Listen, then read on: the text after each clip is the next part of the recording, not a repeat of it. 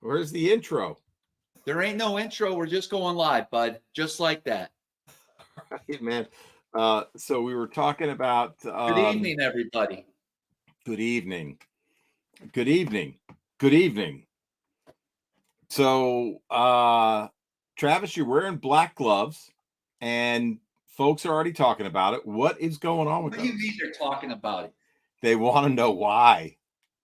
What is so weird about people fascinated with the gloves I wear? They want to know, man. They want to know, why are you wearing black gloves?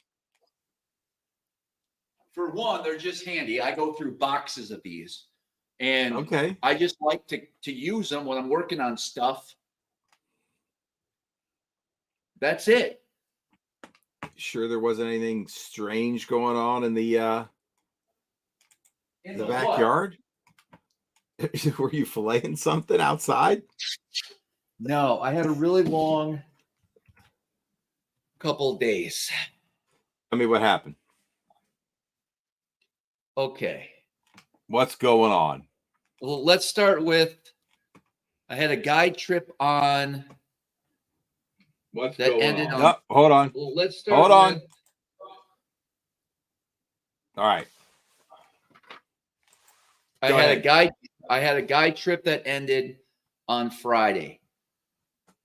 Was On that, Friday, who was that? Friday the 13th. yeah. So I didn't even think of that. Anyways. Something happened? So my motor started ticking, making a ticking noise, a loud tick, tick, tick, tick, tick, tick, tick, tick, tick, tick, tick. On Friday the 13th. Yes. You think there's something to it? No. Strange, though. I'm due for a major mechanical issue. It's been a couple of years. So tick, tick, tick, tick, tick. What happened? Where were you when it happened? How far out from the ramp? First thing in the morning, but I ran it all day and we made it back to the ramp. Got it. Okay. So I got home and I did my 200-hour maintenance, of course. I changed the lower oil and the main oil. And I thought maybe that would do it, but I knew it wasn't going to fix the problem. So then I ran down to Dexter and fired it up at the ramp, and it still did the ticking noise. So now I'm in like panic mode. Right. So I head down to Thayer's last night, Sunday night, to drop the boat off. Yep. And I think they're going to look at it, and obviously they're going to have to order it. I don't think they have one available, so I had to cancel all my guide trips for this week. Oh, dude, no. Like, you can't drive the boat. Like, they don't know what it is. Take them out of the Lund. No, these guys, one guy's he had a mega bag. He had like a 32-pound bag this spring, and that's what he wants. He was expecting a good bag, and that was my trip for tomorrow. You can't go to where you need to in the Lund. It just take you a little longer, maybe. No, I don't have it set up for bass fishing, dude. What does that mean? Oh, you mean with the live scope and everything? Yeah. Or you're just saying, okay, got the electronics. Everything. All right. I'm just saying. All right. So then I had a guy flying in from Arkansas, maybe. Yeah. For Wednesday, Thursday, Friday. Yep. And so I had to cancel his trip too. Damn, he's bummed. Yeah. So said you could use his boat. I know. I'm sure you had offers. What about JP's boat? JP's, he kind of hinted, but then something about how he needs it by Friday night. I don't know why he didn't offer it to me this morning when I was driving through. I just didn't want to put any pressure on him. Okay. Yeah. All right. I mean, that's fair. Like, that's fair. That's a bummer. Did they not have a loaner boat they can give you at theirs potentially? Yeah, but it wouldn't be set up. I get things it. got to Never be mind. set up, right? I understand. I know you can't make do without how you want it. You're very particular, and I understand. Not giving you a hard time. So Gotcha, man. We're definitely not going to be listening to that all night. I can tell you it's that. one little drill hole and a couple decoys, bud. If it's more than 3, I'm hanging up. Let's just get that right out of the way. I'm not listening to that drill, and nor is the audience. The 127 people will not stand for it. We will protest. Okay. How many people wanted to listen to that all night? No way. All right. Could do that afterwards. So I guess I'm just waiting. Now Richie's on vacation, but hopefully the people down there got things under control. Right. It just sucks, you know. It does. Let's do a roll call, man. Who's in the house tonight? Anybody new tonight? I see M. Jones, Bo Judd, Matthew Weimer, Matt Grant, Darius King, Crankbait. The wind is going to be out. Oh, yeah, man. Spinner bait. I would be throwing it. Patrick Gazara, David Toll, Ants here, man. What up? JP Harrell, Wave Currents, Pete Jablowski, the great and powerful Pete Jablowski. You better mute when you do that. You got one more. One more. That's it. I'm giving you 3, and I'm done. Don't do it. You've been rigging all year, dude. Last week was the first time you were actually present for the show. I could see you're back to working on your decoys, man, which is fine. You'll be reading the comments, and I'll have to carry this damn thing again. Man, at least you had one good stream in you this year. Nice work last week. Last week's stream was pretty unreal, guys. If you haven't watched it, it's worth a look. I think so. Wild Bill in the house. We did get some reports from Dave. Yeah. Dave? So, oh, yeah. Did he get the steaks? Did they show up? He got the steaks. And was he touched? I think it's a little too late. Oh, wow. So, wow. The early reports are it was a mistake to pass the olive branch and spend the money on the steaks. Well, you know what? At least JP can sleep good at night saying, I tried to repair the damage that I'd created. Uh-huh. Did he enjoy them? He's going to post up about it? I think he appreciated the gesture. Yeah. Why wouldn't you? I mean, sure. Even if one of my enemies, you know, sent you some steaks, sent me some steaks, I'd probably eat them.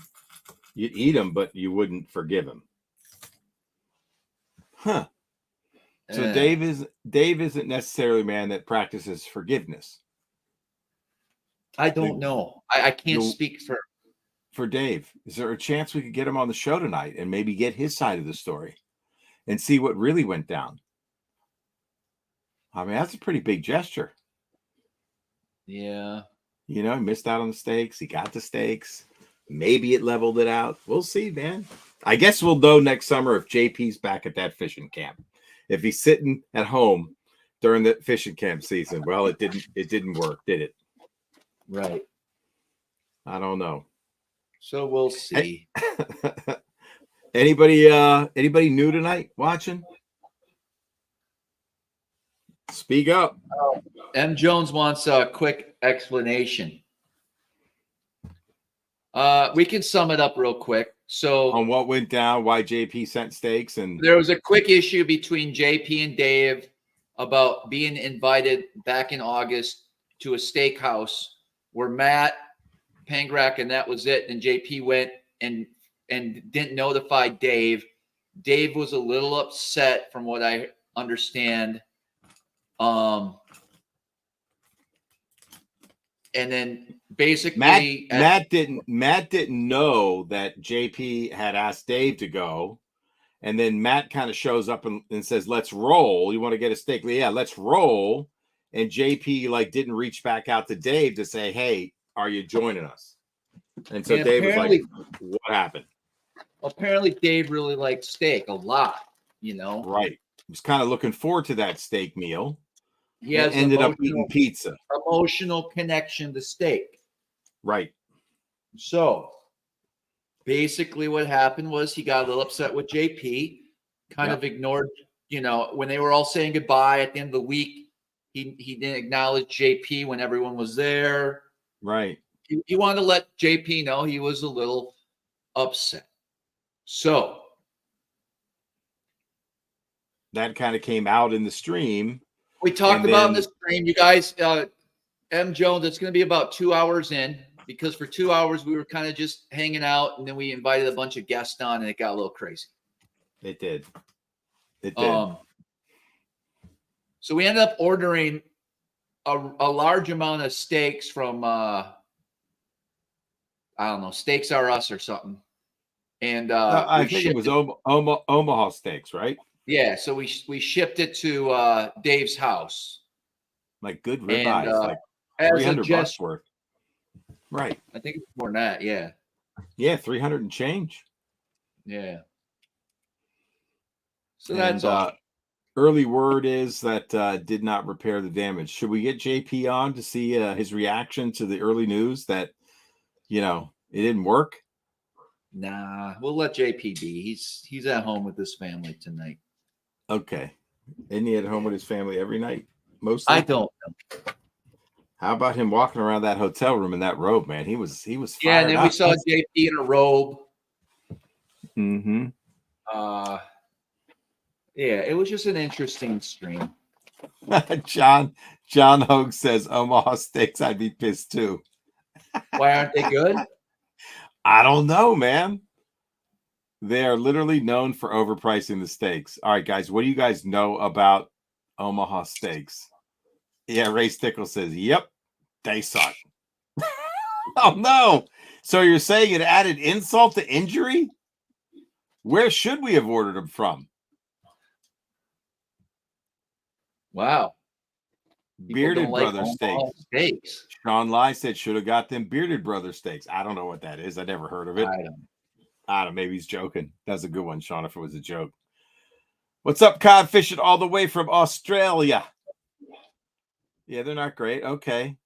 JP in a robe is why people think Sasquatches exist. From who else? Pete Jablowski. Hell, Walmart would have been better. Oh, snap. What the hell? I'll be honest with you. A steak is a steak to me. I never can tell the difference. Wait a minute. Sean lies real for real. He said the bearded butchers, not bearded brothers. All right, cool. Overpriced. MJ said there aren't that bad. I don't know anything about steak. I'm not a steak expert. I could care less. When someone cooks a steak or it's steak night, I'm not even that excited. I'm not a big steak eater, so I don't know much. Oh, I love steak. Steve Harvey says JP at a Victoria's Secret robe. My eyes still hurt. It wasn't a Victoria's Secret robe. I know, but it's still funny to think that it was. Yeah. Oh my God. Lake Tomahawk Meat Market. Yeah. Man. How about that? Oh, flat A on Kentucky Lake. Darryl Wilson, what are you talking about, man? Now we're talking about a steak for bass. That flat A is like a little filet mignon. I guess so. Yeah, grass-fed does have a nutty flavor. Travis just wants the blood. That's from Ben Bissarek Jr. Snake River Farms Wagyu beef. God, he said it's life-changing. Snake River Farms Wagyu Gold, life-changing. I've had it once. It was tremendous, man. Yeah. Wave Currents and Ice says one day we'll make you a steak on his Traeger. You will love steaks from that moment, man. Damn, I'm down for that. I hope I get the invite too, man. Real quick, Eric. Yeah. We gotta identify a duck decoy that I'm working on. I don't want to put you in the spot. I know this is out of your realm. That's okay. But I only got one wrong so far. I want you to really think about this. All right, I will. Oh, I know what that is. I was going to say bufflehead. That was my initial reaction.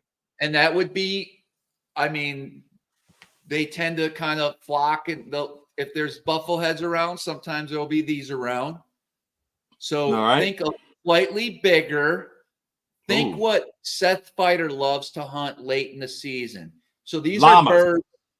These are birds that are going to show up real late. They like to hang out. You're going to see them a lot of times when you got iced over areas and there's just a little bit of water. You're going to see that colorful drake sitting out there. Yeah. Now that's obviously the male of the species. Based on this bird. Yeah. Based on everything you see here, the name of the bird is what you see right here. So that's going to be a clue. It has everything to do with what you see here. Don't guess stupid. No, golden eye. There you go. Good job, man. I mean, that's Good all. job. That's what you were when you really you put saw it it in the comments. No. When you really put Yes, it close, the only thing I was looking at was the golden eye. You saw it in the comments. Did not swear. Yes, you did. All right, I got a thing for you guys. So I was down in Carolina, you guys know, this weekend, right? Got our teeth kicked in, boat problems, inch of rain. Let's name the problems with the boats. The live wells did not function. The bilge pump didn't function. Couldn't get it on plane. I had to lay down on the deck to get it up. One working power pole, live scope issues, which we don't use much anyway, but when you're trying to follow school and fish on live scope and throw a blade bait through it, which they do eat, by the way. Yeah. So not our finest moment. But what was really cool about the weekend that lifted my spirits, I got to hang out with a crankbait legend from North Carolina. I'm going to show you guys a crankbait. First, I want people to try to identify this crankbait. This is one of my favorite colors. So identify the crankbait first. And then if you can read the name on it, what is that crankbait? That's a Rapala Risto wrap. Yeah. Risto what? Rattling Risto wrap. That's a big one. There's no rattle. Silent. What's the color? And whose name is on the side of that? Mustard. Yeah, that is a hot mustardy color, but I don't know that it has the silver scales on the side. So this is probably just their old school mustard, or maybe the silver scale on the shoulders wore off. You can see a little bit on the top there. One of my favorite colors, man. But anyway, who is that guy right there? It's not Chris Baldwin. Not Chris Baldwin. You got the first name right, Steve Hardy. I'll show you the other side because he signed both sides. I actually talked crankbait with him for quite a while, did a short video with him and Scooter. He talked about a speed trap, which was really cool. It's one of his favorites. He was a big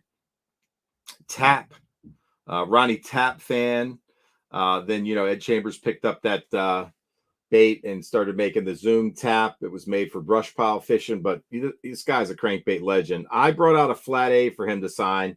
He went down to his trailer and grabbed this for me and signed it for me, man. So that's Chris Bullock. Warren Beard got it. Yeah, man. M. Jones. Chris Bullock, man. It is Chris Bullock Wave Currents and Ice. Yep. There you go, man. Hot mustard. And it is a Risto wrap. I think this is a 16, man. I bet it's probably a number, right? Because they had the Risto wrap. Let me see what's on the front there. Repella. Yeah, I don't know if that's the... Anyway, I think he said it would dive to like 16, man. Anyway, it looks like that deep down secret bill almost, but deep diver, man. It was really cool talking to him about cranking because, guys, I love a crankbait. Anyway, man, very cool. I'm going to try to post up the video. It's like 5 minutes long. I'm going to do it on Instagram, but it would be really cool. I would love to be able to get, a Chris Bullock on the show. I don't know that he could do it. Or just go down there and do like a little fireside chat with him and Scooter Lilly, because Scooter had a chance to fish with him back in the day. When he's at the lake, I don't think he has a computer in his house, Travis. Okay. Yeah. What's his? Okay. Yeah, but I took pictures of his room. I'll try to show you a few, man, but it was incredible. Just all the trophies, the stories, the video I took, him and Scooter talking about some tournaments they fished. Here's a picture of me and him and Scooter. And you guys see that? That's Chris in the middle right there. Oh, that's pretty cool. You can see my Bass Lab neon sign it. Look, Travis, that's Chris Bullock in the middle, man. I see. Total legend, man. Look at that beard, dude. He's been working on that beard strong for a while. So I got to tell you, man, that made me super, super happy.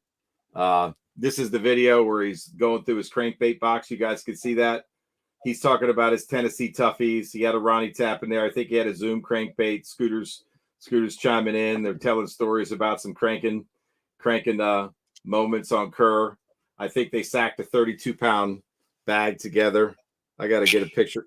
There's Chris with some giant Lake Seminole ones back in the day that he caught cranking. And he knows everything he ever caught them on, man. There's Scooter and Chris with a big bag from the early days and a little newspaper clipping, man. Pretty cool stuff, man. Anyway. Nice. Yeah, man. I thought you guys would enjoy that. Yeah. So I'll be posting that stuff up, man. How about that? Okay. Hope you crankers out there enjoy it. I know Darius King enjoyed it. Who loves crankbait, man? Who on the stream loves throwing a crankbait? Out of the 162 people watching right now, who's all about it? I like it. You like crankbaiting? All right. Him and Fritz. Yeah. M. Jones, you got that right, man. Who's ever heard of Chris Bullock? Daryl Wilson, love the crankbaits. Adagram for sure. Ray Stickle, he says it's cool. Who's ever heard of Chris Bullock? I want to know because you got to be old to know. Yeah, Do I got? Darius, sure. I asked this last week. Judd, do I got Michael any Bradley, friends? Little Rich, love it, man. Definitely. Only throw cranks. There you go. Love fall cranking. It's coming up. JP Harrell, yeah. Faith first fishing. Come on, you never caught a fish on a crankbait. No way. Pete says tough to crank. Always stare at live scope. True. Joe agreed. One of the best bites, man. Kentucky Lake. Daryl Wilson. Hell yeah, man. Get your flat A out, bro. Hella Bass says cranks are growing on him. What's up, Hella? Windy. Yeah, John Mango. You did get it done out there. You got it done out there on smallmouth. Oh, wow. M. Jones, you met him at the Classic in Birmingham when Fritz won. He came down for the final day. Very cool. Better than ducks, I'd say, too. Bagley Smoo. How about that? Good stuff, man. And nice smally jump off a crankbait earlier this week. Very cool. Good stuff. Good stuff, man.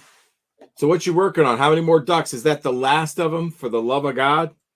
This is the last of this segment. Yes. Okay. Very cool.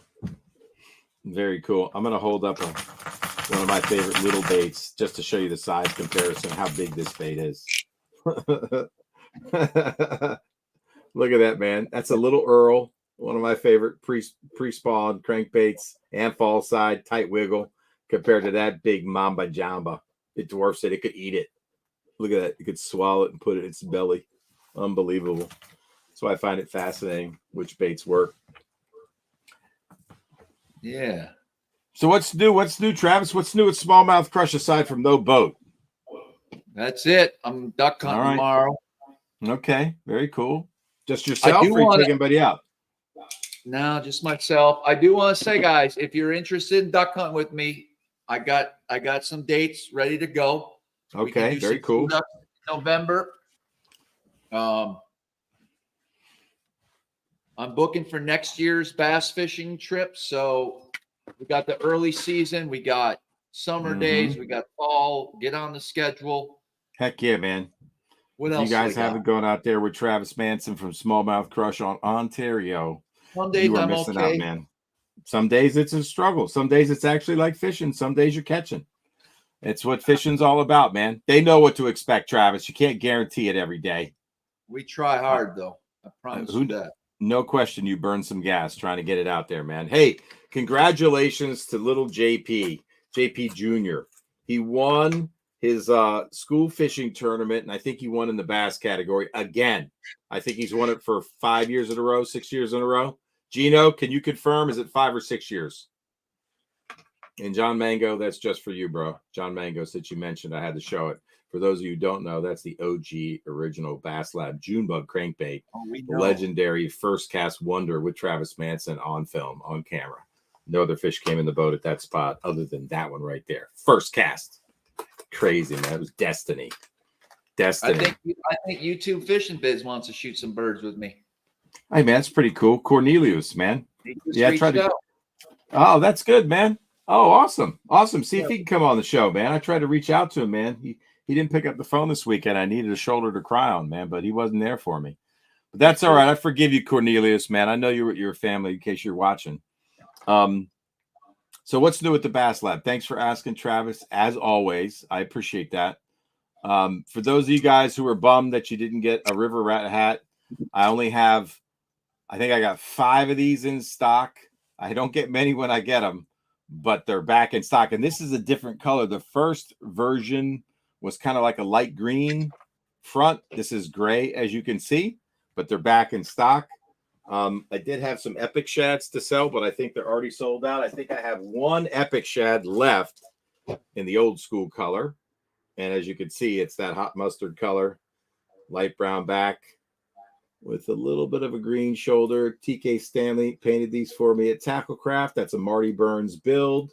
It's got the Bass Lab on the bill. This is a big pre-spawn shad color. So you've got big shad in your lake, and it can imitate a bluegill. I particularly like this bait, Crank and Rip Rap in the spring. It does have a loud ticker in it, and I'll send you the hooks you need to fish it. But this probably is the last of the Bass Lab bills that Marty had. So he built them for me, and they are gone. So that's a pretty cool colors, man. These were the colors that I sold, and I think they're all gone, which is unfortunate, man. I wish he could make more, but he's just out. Tennessee shad, that was new. Never did it before. I did a faded dolphin. We did a royal shad. Again, all custom painted by TK Stanley. Little whisper orange and chartreuse on the belly. And as I showed you, the old school. So that's it, man. When they gone, they gone. So there's one. I think there's 1 left in the old school. But anyway, it's also good for like post-spawn, Potomac River, when the grass is pre-emergent, or even pre-spawn fish when they just start to move in, ticking the tops of that grass. This big body bait. When the white perch come in, that's why I did like a Tennessee shad. When the white perch come in and they start feeding heavy, because the white perch spawn and they run before the bass spawn, and they often feed up pretty hard on larger shad and white perch. So especially the larger pre-spawn females. So it's a big bait, big body bait for bigger bass, in my opinion. So I like a bigger bait, bigger bass in the spring. So super high float, floats like a cork and backs out of cover. I wish I had more than 1 to offer you guys, but for anybody that wants one, I think there's 1 left. So there you go, man. Oh, and then one more thing, dude. So me and Jamie from Sabatis Baits, he did my EE special color in the hollow tip worm, Travis. What do you think of that? He shot him. I got my sample. I'll show you guys the sample right there. Can you see that color, Travis? Yeah. Green pumpkin watermelon laminate with red, 2 different size black flakes, and copper. So it's a very good bluegill imitator. Here's the actual bait. Very good bluegill imitator. Why I like this bait, as you guys know, I caught one of my 6s in my epic bag on camera with Travis of whatever that was, 34-pound bag. The last 6-pounder came on this.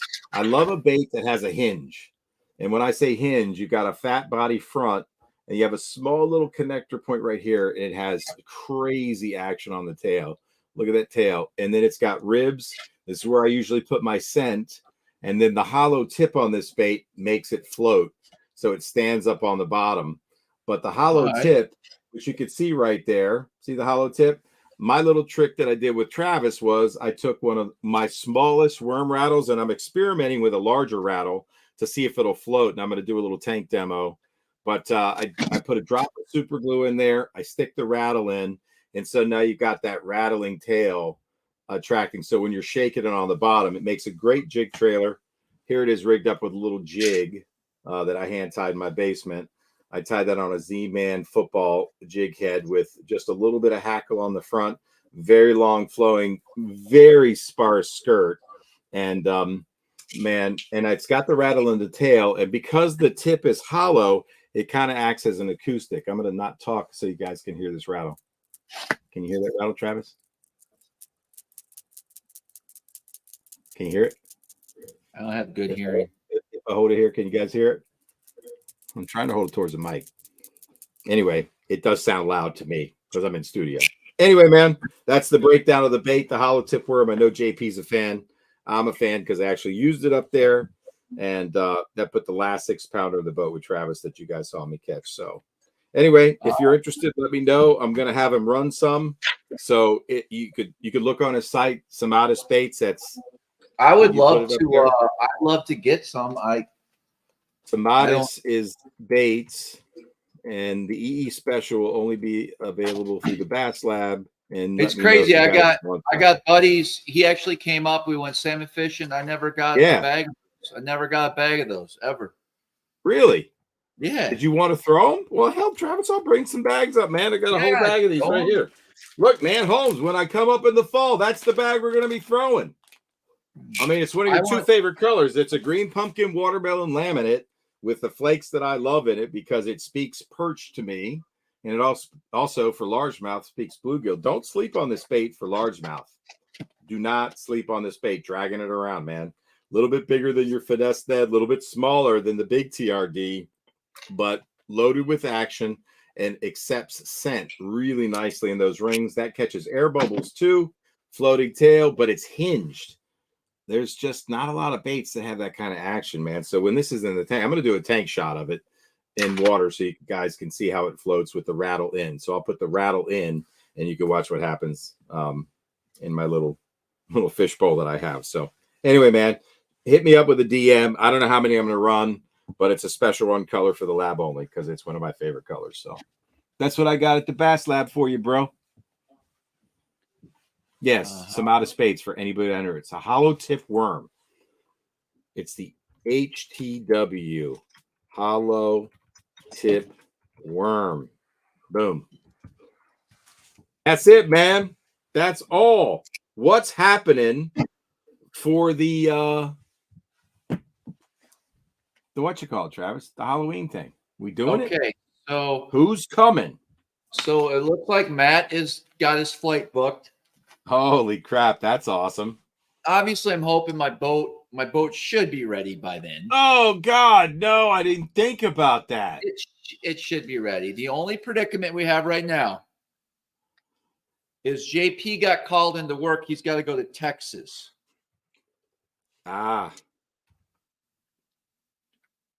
JP's got to go to Texas? Yes. For what? I don't know. He's got to recruit union workers or something. Damn. So, damn. His boat is not going to be available. Right. So, I was going to reach out to Gino and see if he could borrow JP's boat and kind of be the captain of JP's boat. Okay.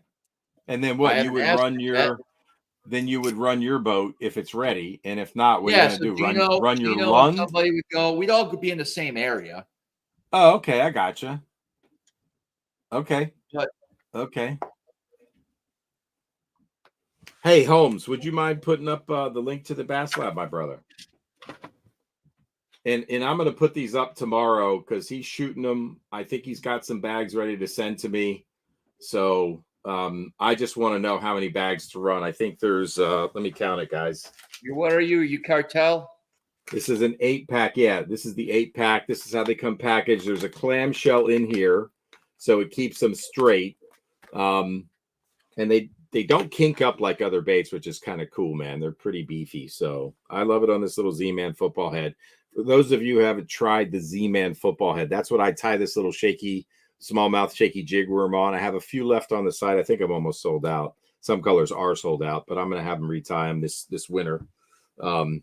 But I literally, you don't have to have it on a jig. You can throw it on Travis's jig, by the way. This makes a great jig trailer. for any finesse jig you have that you own already, you don't need a new one.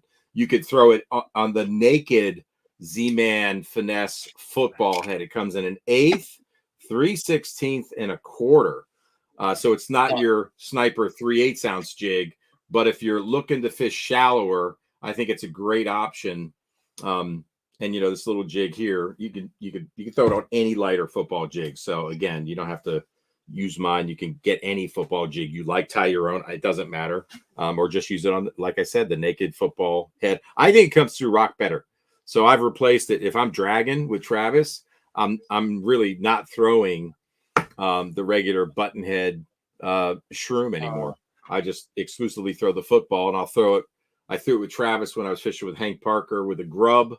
I love that little grub that I threw, the G-tail grub from Rains, which is ridiculously stupid in a sand color. They bit it so reliably. I don't know what it is about that sand color, but that was awesome. Any plastic I put on it. So again, you could use a regular Ned. You could use the hollow tip worm. It just, I was hung up less. I felt like, because, you know, I'm not as good as Travis at staying out of snags. So for me, it helped me stay in the water, not having to bother him to go over and get my bait or break off. You know what I mean? So anyway, it's a football head. Makes sense, right? Yeah. And what I really like about it is this football head, when you drag it, especially like on the way I tie my little jig, it wants to stand up. It wants to do this when you're dragging it around. I think that round head tends to roll over a little bit more, so your hook point's dragging on the rocks. Anyway, so many advantages. It's a tip for me. I'm not a smallmouth wizard like Travis, but I found a lot of success with it and stayed less hung up. So tip of the night. So I just want to let everyone know next week, Monday, is the SmallmouthCrush exclusive show on PHYXTV. You can go on the link and sign up if you guys want. That just helps support the channel. It's not that much money. It's like $4, $5, $6. And then the 30th, we're going to do our Halloween special. I believe that's that following Monday, the day before Halloween. And I think November 6th, we have some big announcements from Beast Coast Fishing. They're going to be unveiling a few new products, or at least hinting on some products that we are currently working on together from Smallmouth Crush. Nice. And so we're going to be bringing that on. There's a new twist to the sniper jig coming out. There's potentially a new trailer specifically designed for the sniper jig. And then there's another deal. I don't know if I should even be talking about it, so I'm going to stop right now. Honestly, I don't know. Heck no, man.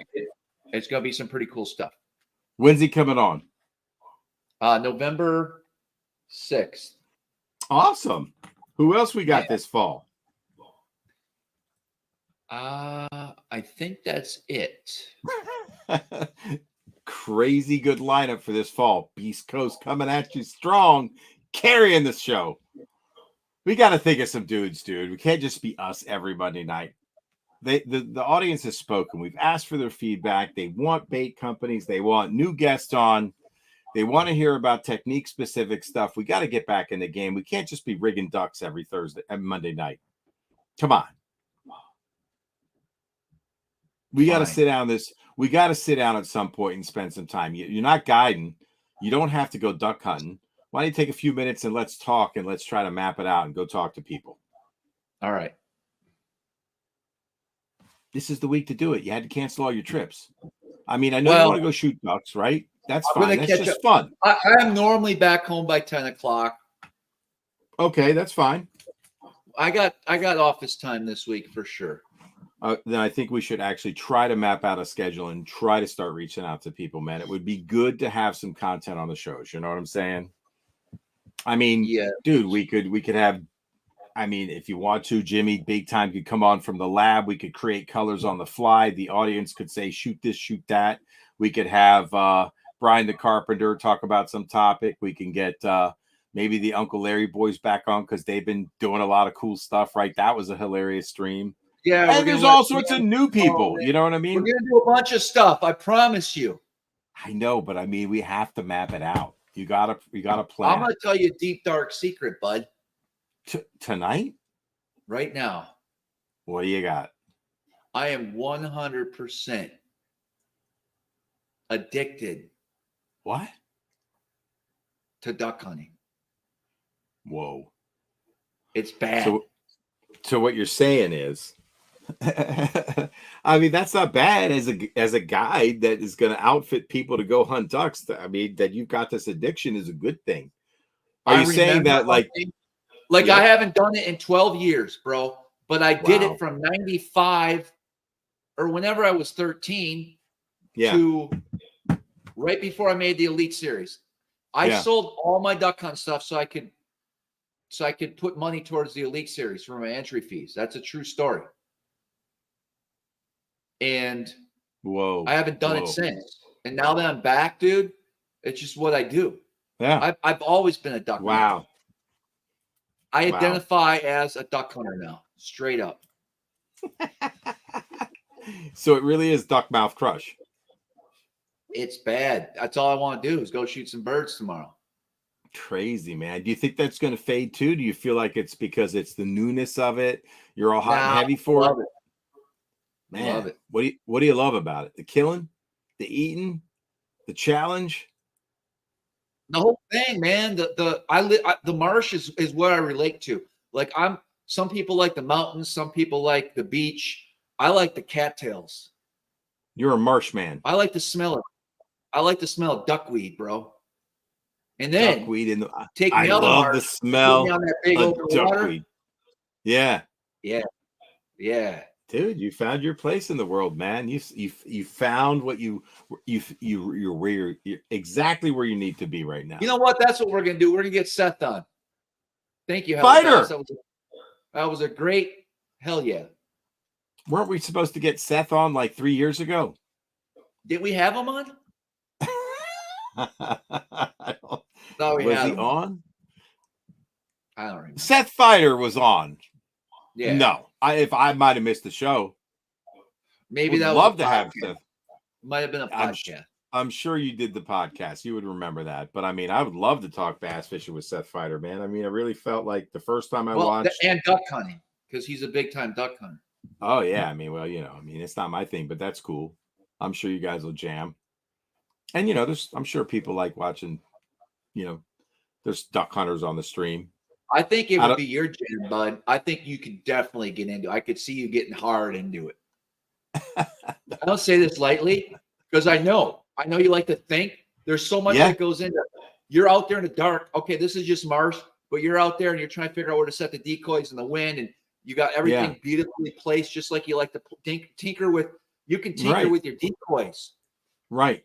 Like, could you bring a camera with you, stream where you are back to a studio, and I'll tell you what I'd like to see happen while I'm sipping my coffee and you're out there in the bog. I'm not into it. Really? No. Wow. No, those days are gone, bro. No, I really did. Back in the day, I mean, one of the funnest things I ever tried to do was go jump shoot ducks in a flooded forest. Don't know that I killed anything, but I took a couple shots. But this is like off of a major highway. Not major, but it's pretty big. It's a 4-lane Route 3. And the Patuxent River runs close to it. And I'd seen wood ducks as I was walking along the Patuxent River to catch some white perch because the white perch run was on. And I'm like, man, that'd be fun to take my shotgun in there and wade through it with my waders. And it was tough. It was hard work. And I think I jumped a couple ducks, but it wasn't like there were thousands of birds. This area of Maryland is not known for like its huge population of wood ducks, but there were a few in there. If I remember right, I'm going back like 35 years, maybe more. Yeah. Cool to think about. I used to love upland game hunting, man. That was fun. Field birds, like quail, pheasant. That was cool. Yeah. I sat in a pit before with my father, froze my ass off for sure. Been in For a John boat, duck hunting and geese hunting, bro. Yeah. Yep. Shot clays before. That was a blast. Loved it, man. One of my cousins in Florida was like a national champion for clay pigeons, or what do you call it? Trap shooting. Yeah. It was amazing. Yeah, my father had some really cool guns, man, back in the day. I mean, he had a golden eagle over under 20 gauge, man. I used to love that gun. He sold it. I was bummed. But he didn't hand it to me. Here you go, son. I love the taste of ducks, certain ducks, of course. Yeah. Man, I had some of the best teal I've ever had in my life the other day. Did you really? Yeah. Okay. What's up, St. Chris? They available. Dude, I mean, I can't wait to taste some duck. I'll cook you some teal. I love cooking. I'm all about that part. You have a good time when you get up here. I think it's cool that you're going out, you know. We got a lot of activities. A lot of activities. Yeah, I mean, we could get Brooksy back on, man. What's new at Cortland? We could talk about the salmon trip, man, how we're going to attack it. You know, we probably should invite him to hang out for the Halloween special. Yeah. I didn't even think about that. Yeah, he's been guiding on the Salmon River pretty much all the time, I see. Yeah. And he wants to. Yeah. He wants to take us salmon fishing, right? No, I don't think he wants to take us fishing. He wants to come bass fishing with us. Oh, I thought we were going salmon fishing with him. He never invited me. I don't see that. Okay. I'd go, but he doesn't. Yeah. I thought we were salmon fishing a little bit. No he worries. He kind of knows. We are, but listen. You got a lot going on. Brooks' style of salmon fishing is different than my style. What's your style? He's been doing it for years, and he's got his gig. I don't go with the crowd. You know what I mean? So he's a bank walker in the crowd. You are I get away from everybody type of guy. You mean 75 yards away from on the shore when you cast up to that fish ladder kind of guy? Something like that. I mean, it's not like we were exactly alone when we salmon fished. I know. But we were definitely we were doing it different. So this Lund boat you have, can you actually float the river and catch them? Or is it always going into the same spots that like I had seen and we did in the Black River the day we fished together? So we can take the Lund and we can catch plenty of salmon out of it, or we can get out of it and fish with waders somewhere too. We use that boat to get to areas. Ah, gotcha. So when you're wading, are you wading up to like your knees? That's about it? You could wade. You could wade with knee-high boots. Sure. And catch. Like, you don't have to have waders. I prefer waders in case I fall. Sure. Makes sense. I don't have to worry about I don't have to worry about where I walk, and then I'm also able to go a little deeper. Listen, I think what's going to happen is we're going to are you running after your salmon? Because I mean, these fish can take you downstream for a big ride, right? The areas I fish, we can get them with the boat. I mean, what I'm saying is don't worry. And if Brooks wants to take us on his areas, yeah, I think we should go. Like, if he's going to say, hey guys, let's come with me. I guess I need to talk to him about that. There's a lot of steelhead showing up right now too, and I know that you would be a lot of fun. That. I've never caught a steelhead. That's a bucket list fish for me. So we're gonna have a great time with all that. So, and then we're gonna, of course, catch a bunch of bass. The blade bait bite is gonna be insane by the time you guys get here. So much fun! I got a new blade bait I want to try, man. Is 3/8 going to get to him, or do I always need a half? So I just bought a bunch. What size are they? Let me look.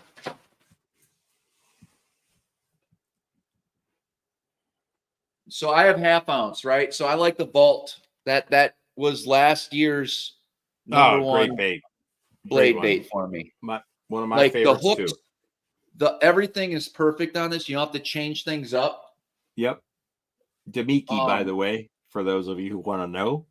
And that's actually, I think it's a 5/8, isn't it? Or do they have a 5/8 as well? That's a half. That was a half. They do have a 5/8, I thought. They do. Let me look. There's a bunch of comments here that I don't want to miss because let's see. I'm gonna go up to teal equal trash. Who said that? I don't know. Darius says duck and geese are good for making jerky for your dogs. You're gonna need to get a dog. Yes, I do at some point. What kind of dog you getting? I'd get a German short hair and make sure he knows how to duck hunt. I got you. Do you have to train him, or are you gonna get one pre-trained? No, I'll do what I did with the dogs in the past. They're pretty. I don't have to. They're good. Yep. Let's see. What do we got here? Coots, baby.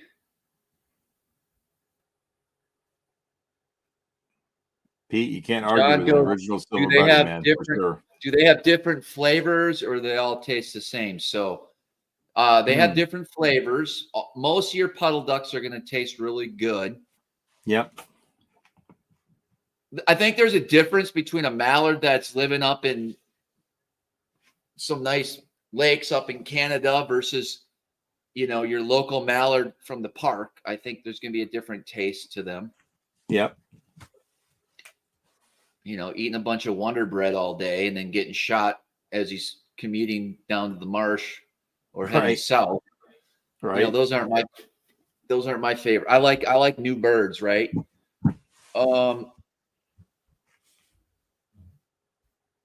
Halabass loves coots. I think he's joking. Of course.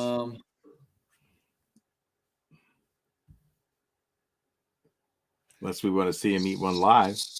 Saint goes, do you think the OW sniper jig would be as popular as it become? No, we didn't think that. Is my camera out of focus? It is. For some reason, I don't know why. You just came into focus. Is it? Does it have a little bit of a thing on it, like smudge? No, ain't no smudge. I don't know. It wasn't. I mean, you're touching it with them greasy gloves you've been handling freaking call it baits with. Okay, man, you are out of focus though. I don't know what to do. And you weren't before. Put your hand in front of it. Really? Yeah, try it. Just put your hand in front of it. Let's see. Oh, well, better. I feel like it is. All right. It worked. Yeah, I did not. I knew. So the sniper jig was like probably the best thing that's ever happened from a mass production for this sneaky little jig. Beast Coast really goes into detail. They overthink things. They make sure it's right. They do a great job with all their products. So yeah, it turned out perfect. The only thing is I'm not joking, Eric, there's days, if I lose 6, that's a slow day. Because they're snagged? Yeah. Is there anything they can do to improve the...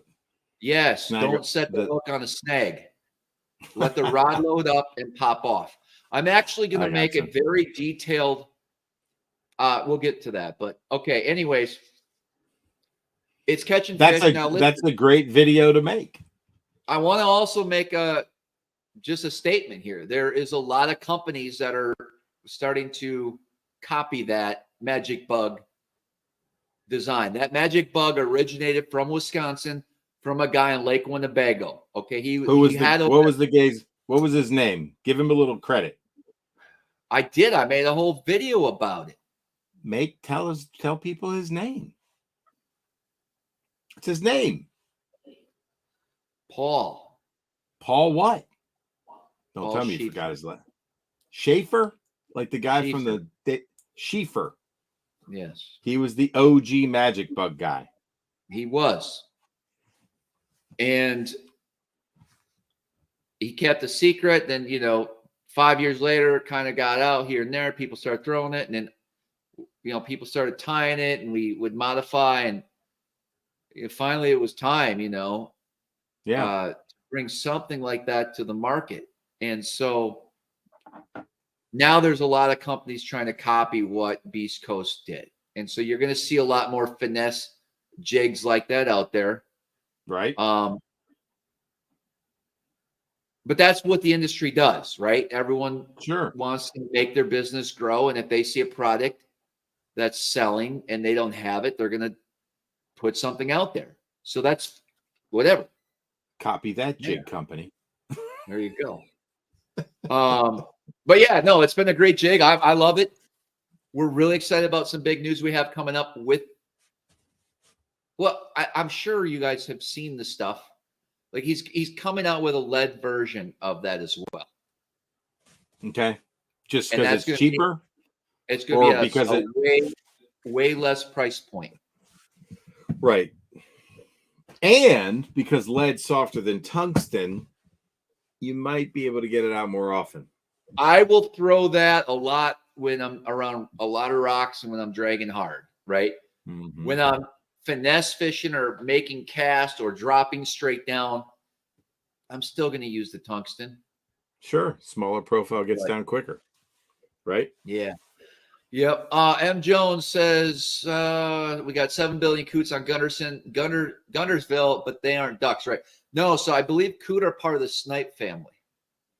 Who knew that? They're actually not ducks. What? Yeah. When you say snipe, you mean? I don't know, man. Virginia rails, whatever they are. I don't know. Those little. I don't know who shoots them. Way over my head. I mean, I'm not a duck guy. I've shot some timber doodles before, but I've never shot like the That's rails. The name of a something. Timber doodle is a bird. Timber doodles. Never. I heard it was a lure. Is that where it came from? Yeah. I don't know. All right, let's see what else doodle. That can't be true. Timber doodle. Oh man, these comments are going crazy. They are, man. John, I'm up conventional fishing. Oh, you're going way back. Saint, what is your favorite A rig to throw for smallies? I like the Flash Mob Junior. Probably one of the best. Yeah. Simple. Piano wire, flexes, breathes. I think that's one of the secrets to that bait is just how it, like when you pull it, like give it that little pull occasionally, it just comes together and it goes. It's that secondary action. All right. Not real stiff wire. Crankbait line size change in water temps. Not for me. I'm 10-pound. I use 10-pound Yozuri hybrid pretty much for all my cranking. I might go to 12 if I'm burning around some nasty stuff. Mm-hmm. And I don't need to really worry about getting it at a true depth of a crankbait, but 10's pretty much good for me. I think I'd use 12 on, in the spring, like on the Chesapeake. I wouldn't have a problem using 12. In fact, I think that might be better at times. Sure. Depending on, the nastiness that's down there. And not that I'm fishing the real nasty stuff, but the fish can certainly get into it. Does that make sense? Yep. Remember, Eric, that tournament I had on the James River, and I do almost made the cut for the All-American or whatever. Yep. But I missed on day 2 or 3. You broke off a couple of times? Like 3 in a row on a DT10. Yep. With some nasty barnacle wood rock type of deal. Yeah. And I wish I had that day over, man. Oh, no doubt, man. Big game is another one that I love to crank with. It's never fails. Yeah. It's cheap. You can buy it at Walmart. Comes off buttery smooth for sure. It's strong. And I think you have to think about what line you're using based on the action of your rod. You know what I mean? A lot of guys like a stiffer crankbait rod, but they'll use a high stretch mono. So that, because you want the fish to be able to Yeah, load up, inhale the sure. crankbait, and you want to, Right. nice sweep Yeah. set, right? So if you're too stiff, you're going to pull the bait out. With treble hook baits, that happens a lot. You can lose a lot of fish. So anyway, think about that. Depending upon the rod you like to use or the rod you have, you can match the line. Higher stretch, lower stretch. It's something that people don't think about, but that's really I use all the St. Croix Legend Tournament glass rods for most of my cranking. They make there's 3 or 4. There's different actions, right? I like their 7.4, I believe, for a DT10 or bigger crankbait. They make ones for square bills. I throw my chatter baits on them, stuff like that. So and they're all glass, right? 100% glass. Yeah, I like glass. Yeah. I do. They're I really do. very noodly, little bit heavy for me. So I like a composite rod. There's composite rods out there, but there's guys that have switched to completely 100% graphite rods. And if you're doing that, I understand the wisdom of it. As long as the rod's got the right action, they like the sensitivity. They say they can feel what the crankbait's doing. St. Croix makes some victory rods that are also graphite that I certainly wouldn't have a problem, using. Yeah. And sometimes I don't want to feel everything per se. Right. I mean, I can feel what the crankbaits. I use a composite, which I with their fiberglass rods. I don't lose feel, dude. No. I'm not saying maybe you do. No, listen, but I'm not like you. I'm not a bait really in the grass and worming it through or doing what you would do in some situations, right? Yep. So you fish it a lot different. Well, I said I don't own a whatever those things are. Those things you like to fish in the grass. What the hell are they? What are you talking about, man? Those crankbaits. Which one? -1s? Yeah, I don't own any. I've never caught a fish on the damn things. Holy shit. That's all you talk about. -1 and fucking tidal water. There's so many more crankbaits that I throw inside of water, bro. That's just one of them. All right, Mo Money. Favorite way to fish blade bait and when do you fish them? I'm going to talk about smallmouth. Eric, you can answer the largemouth side. So I am torn between. All right, so if I'm using a 1/4 ounce or a smaller blade bait, which is fun to do sometimes, I don't mind throwing it on a spinning rod, and I'm going to use braid to probably a 8-pound fluorocarbon leader. I'll also use a St. Croix Legend Extreme medium light bait caster with braid to an 8-pound fluorocarbon leader. I go in between. My main rod is going to actually be for my 1/2 ounce. I like the St. Croix Legend Extreme medium heavy with 10-pound straight fluorocarbon. And that's pretty much my size and rod of choice 75% of the time for smallmouth. Yep. And most of the time what I'm doing is I'm looking for them on my live scope and I'm throwing that blade bait just like I would pitch a Ned rig or a drop shot over to that fish.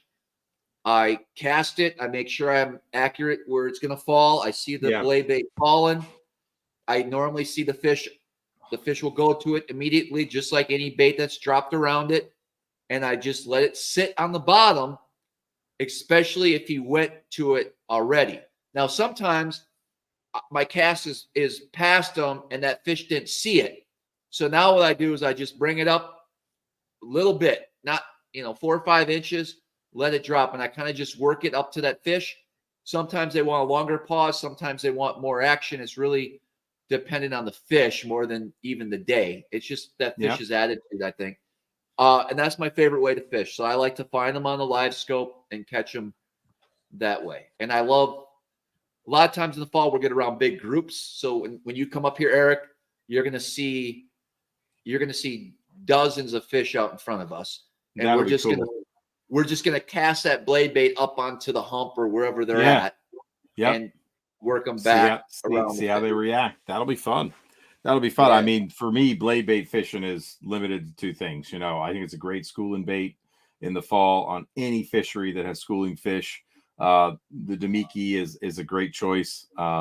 You know, you could throw the 3/8 if you're in shallower water and they're up on shoals schooling, or the, you know, 1/2 ounce when they're a little bit deeper. There's a color I like. It's IU. To me, it's got silver and gold. It matches both, you know, a small little herring or a small little young of the year shad. You can use straight silver too. But I like the best of both worlds. Got a little gold, little silver. I'll throw that same bait on tidal water. 2 ways to throw that. And, oh, by the way, when I'm throwing at the schooling fish, I'm throwing on a spinning rod, 10-pound braid to 10-pound fluorocarbon leader, and you can cast it a country mile. And, you know, you're just waiting for a fish to break, and then you're cast to the breaking fish. So it casts literally farther than anything you can throw on a bait caster because it's 10-pound braid. You can sing it probably over 100 yards. It's crazy how far you can throw it. Medium action spinning rod, 4,000 reel. I've almost changed exclusively to 4,000s at this point. Don't like a 2,500 anymore. Don't like a 3,000. I'm a 4,000 fan. Less line twist, more line pickup, bigger drag surface area to handle bigger fish. I'm in love with it. It's a Shimano XN's on my G Loomis. So any medium action, you know, 7'1" to 7'3". So you got a lot of, you know, and the tip is it's not extra fast, it's fast. So it allows that rod to load because it's a treble hook bait. And I might, you know, change out the Damiki hooks to an EWG style, because once that fish is pinned, I tend to lose less versus a round bend. I've made the mistake before of using the stock hooks on the Damiki, and while they are sharp, Travis noticed, an EWG, once the fish commits to the bait, the EWG just doesn't let them go. It's going to be a short shank. You know, medium gauge wire is fine. Mustad makes them, you know, Gamakatsu makes them. Pick the size that works for you so your hooks don't cross. It's got to be short shank. When I'm on the tidal river systems, you know, it's basically a pitching presentation to me. You can cast it to deeper ditches and things, but it's, you know, making pitches on dock poles. I mean, literally, it's just pitch, let it fall in semi-slack line, pick it up, pump it a couple times. Sometimes it's slower, sometimes it's faster. It's depth, speed. You got to let the fish tell you how they want the bait presented. Sometimes you got to dead stick it. I mean, we had Steve from Binsky on here, man. He's a blade bait master. Might be a good show to have again, Travis, to bring on Steve from Binsky Baits, man. Because I mean, I don't know that there's anybody that spend more time with a blade bait than Steve from Binsky. So Binsky's an amazing lure, super thin metal, great vibration. I think those hooks are pretty good that he's got on them stock. It's a great blade bait, man. The other one that I picked up recently is the Fish Lab one, man. They make it in 3/8 and it's way smaller. I also like the Damiki in 3/8 because it's really hard. You see a 1/4 and a 1/2, but you don't see many 3/8. The 1/4 is really small. The 1/2s are really big to me. So 3/8 in the middle. So anybody that makes a 3/8 ounce blade bait, I like. That's the right one for me in shallower water. 1/4's a little too small. 1/2's a little too heavy. There you go. Braid to fluoro always. Spinning rod for the vertical drop. Meaning if I'm pitching to a pole and I'm using a bait caster, it's really hard to strip that line. You could do it, but it's hard to strip the line. I'm not talking about deep stripping line, but I want that vertical fall. If I'm trying to pitch to a pole and I've got a bait caster, by the time I pitch, grab the line and try to strip, that bait's probably penduluming away from the cover. I need that bait to drop right down on that pole where that fish got his nose. So he's blocking the current because they're laying in the mud. And I want that bait to drop right next to him and get that reaction bite. A lot of guys, I don't know. It's one of the reasons I don't like blade bait tournaments, that, you know, it's almost like exclusively bait baits. There's other ways to catch them in the winter when it's super cold. But a lot of people are throwing blades a lot of the time. They'll go out with 50-pound braid. They'll put number 2 hooks on their blade bait, and they're snagging those fish. Flat out fact. And they're putting them in the live well. Not a righteous catch. You do snag a lot of fish when you're blade bait fishing in tidal water. So, but they do eat it on the right days. Can't deny it. I've watched it. I've snagged a few, and I've caught a few that ate it in a tournament. And I'm like, damn, you reel them in. What are you going to do? Throw a 5-pounder back that's hooked in the belly? Did he flash at it? Did you snag him? I don't know. But I didn't have number 2 hooks on. I can tell you that with 50-pound braid. It does make it easier to pull it out of a snag, though. And God, that's a brutal way to fish. Don't you agree? Pitching blade baits in tidal water in dock systems. Yeah. Oh my God. Ropes and rocks and docks and pilings. You're snagged so much. It's crazy. Talk about losing some money. Damn. If you don't go get it. I'm finally catching up to the comments. I thought Timberdoodle was the actual name of the bird. That's a nickname. They're called woodcocks. Okay. Because I thought a Timberdoodle, isn't there a lure called a Timberdoodle? Maybe. I know. I think this is a Timberdoodle, isn't it? I'm going to show you. I think this is a Timberdoodle if I can get it off. Tell me, is this a Timberdoodle? Isn't that a Timberdoodle? I don't know, man. Yeah, man. It's the wood one, I think. It's just a knockoff. This is not a knockoff bait, bro. Who can identify that? Probably South Jersey. He's my like JDM and Black Shore Minnow. He's my JDM nut. And look at that, man. Who can identify that hook? What's that hook? Why does it have 4 points? Oh, interesting. Have you ever seen a treble hook with 4 points, Travis? Don't sleep on it. Might talk about that on the VIP stream. And what's the why behind it? Anyway, I think that's a Timberdoodle, but I'm not sure. I think it is. We'll see if anybody knows. Whew. Noisy Dock by Evergreen. Not a Timberdoodle. Isn't that the spoon? Good one, man. Steven. All right, what we got? He wasn't going to get fooled. In the house, BTC was here. He was. What's BTC doing on, man? Oh, he's talking about some jackhammer from Japan. Stupid stuff. Let's see what else we got.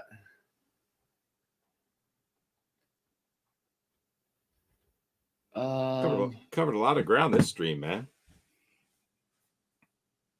Timber Flash. Maybe I am, JP. Wasn't there a Timberdoodle spoon by Meps? I'm looking it up. Timberdoodle spoon. It was a Mep spoon. Hold on, I'm showing this right now. Timberdoodle. I'm out of practice, man. I never talk baits anymore with anybody. Doodle. Timberdoodle. Man. Meps. Timberdoodle. I know it was a Meps. Ha ha! Bingo. There it is. I'm going to, you can still buy it at Cabela's. Look at that fire tiger. Holy hell. No, I don't want to do it in Google. Oh, man. I got to do something here. Can you read that? But no. I am 18 years or older. Oh, my God. Why in the hell did that ask me if I was 18 years or older to get to the Timberdoodle page?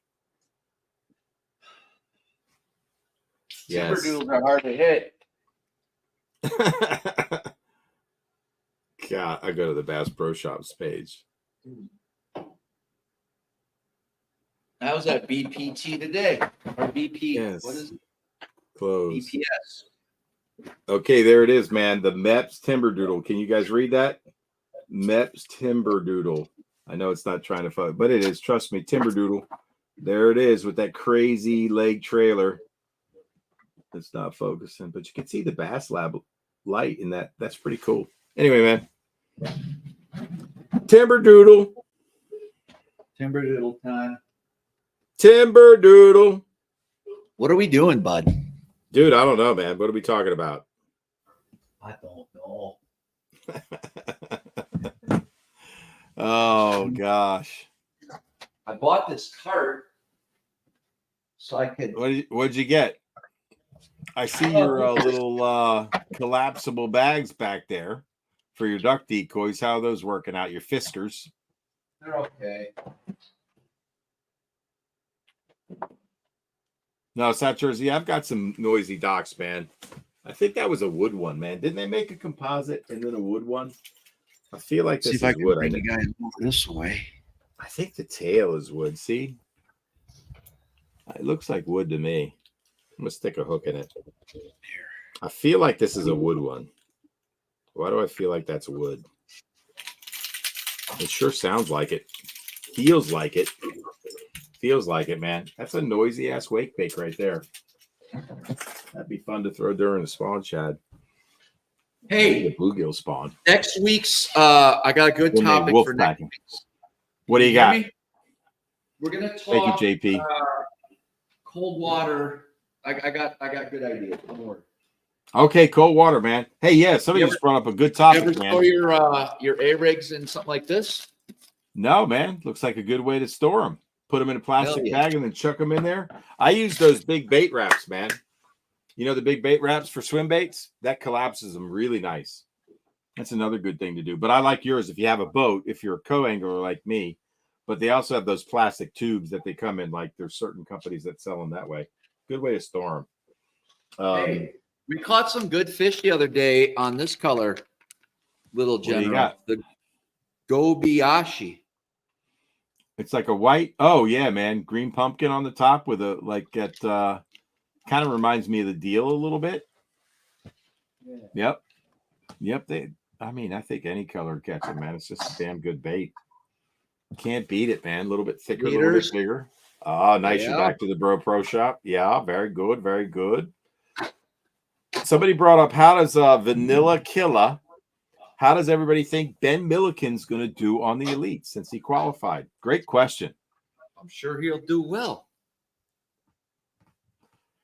All right, Travis thinks he's going to do well. How many people think that he'll win an Elite Series event in his first year? And how many people think he'll finish high enough to qualify? Don't you have to finish it? Don't you have to finish high enough to get requalified for it? I think you have I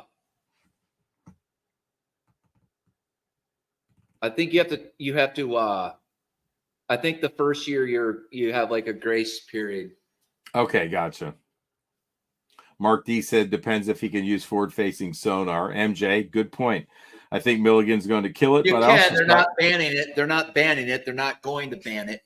John Suckup was going to dominate, but he didn't. Or is it Sukup? John Sukup was going to dominate with forward-facing, but I guess he didn't make it, did he? Or is he on another tour? MJ, no, he's on another tour, right? So if you're not that good at qualifying for the elites, you can fall back on the NPF, whatever it is, the National Professional League. Yeah, NPFL. And you can probably do some damage if you're a good angler. Right. And they have really good payouts and a good schedule. And if you want to commit to fishing at a higher level by yourself, as a pro, that's a good option. It really is, I think. Yeah. Okay. Thanks, MJ, for the clarification. Yep. If you're a good angler, I think you can definitely clean up on that circuit for sure. Yep. Right. Interesting. Because listen, to compete on the Elite Series or to fish the Opens, let's be honest. Let me get my camera focused. Yeah. There you go. Nice. All right. You have to have a ton of money. You have to have backing. Most companies aren't just giving you a bunch of money because you want to try to make the elites. You have to have family money. You have to have a business. You have to have something that makes money so you can go try to qualify. It's hard against all these people that are, even though there's off limits, there's been plenty of people hiring guides. If you're focused to try to make the elites and you can do everything possible, whether that be getting information, legally, getting information, networking with guides, getting the best areas, set yourself up. And it's a lot of work. If you wanted to fish the Opens, all of them, to qualify for the elites, the amount of homework before your season begins would be literally a full-time job for months. Huge. Yeah. Talking, networking, Google, driving down these lakes, meeting with people. Like that's how it's getting done now. And then of course, being really good with your electronics. Right. And having the cash. The average guy isn't going to be able to take off work and compete and try to make the elites the way it's set up right now. Yeah. You have to have money, and that's what they want. They want anglers that have a strong financial backing to stay on the elites. They don't want someone that, is struggling financially. You might be a good angler, but if you're struggling financially, that's not the profile that they want, because they want you to stay there and maintain and be able to fish, right? Like when you have money problems, your head isn't in the game. Sure. Agreed. So It's tough. That's tough to perform at any level, man. If you're scrapping it together, where you're going to get your next gas fill up from, man, or how you're going to stay somewhere. It's tough. No doubt, man. It's one of the hardest sports, I think, to win at. One of the hardest sports to stay alive. It costs money. I mean, at the pro level, you're paying to play. It's just a very different deal, man. But anyway, back to Milliken, man. He's going to bring a lot of eyeballs. That's for sure. I think a lot of people said that. It's going to create a lot of excitement. You're going to have he's got a legion of followers that seem to follow him on the open. So lots more eyeballs for the Elite Series, man. So it's good for everybody. Yeah. Yep. Yeah, MJ, the economics of the 18 to 21s, man. Maybe they probably have support from their parents, right? Oh, 100%. I don't know how you do it. Right. So, it's become the wealthy person's sport. That's fine. I'm not taking away. All those younger anglers, their parents definitely made sure that was like their college, that was their education. Believe me, if Cole wanted to fish professionally, like that's what he wanted to do, I'd hook him up. He'd have the boat, he'd have the rig, he'd have all the tools. I would tell him this is exactly how you're going to compete. You will get your mind right. There's a lot of things. It's not just money. It's getting your mind right to compete, what to expect, how to handle different situations. It's honestly, it is. That's why I'm not scared of it. But, when I fish the opens, bro, I don't just show up for 4 days. Like, it's freaking hours and hours and hours of behind the scenes crap that nobody sees. Yeah. And I don't know if I want to go through all that. Like, it's a lot. That's my style of how I try to compete. I wouldn't be able to do it any other way. So right. Yeah. I feel you, brother. That's a tough man sport. I admire anybody who's got the gumption to do it, the energy to do it, the cash to do it, that takes the risk to do it. They're road warriors, man. All of them.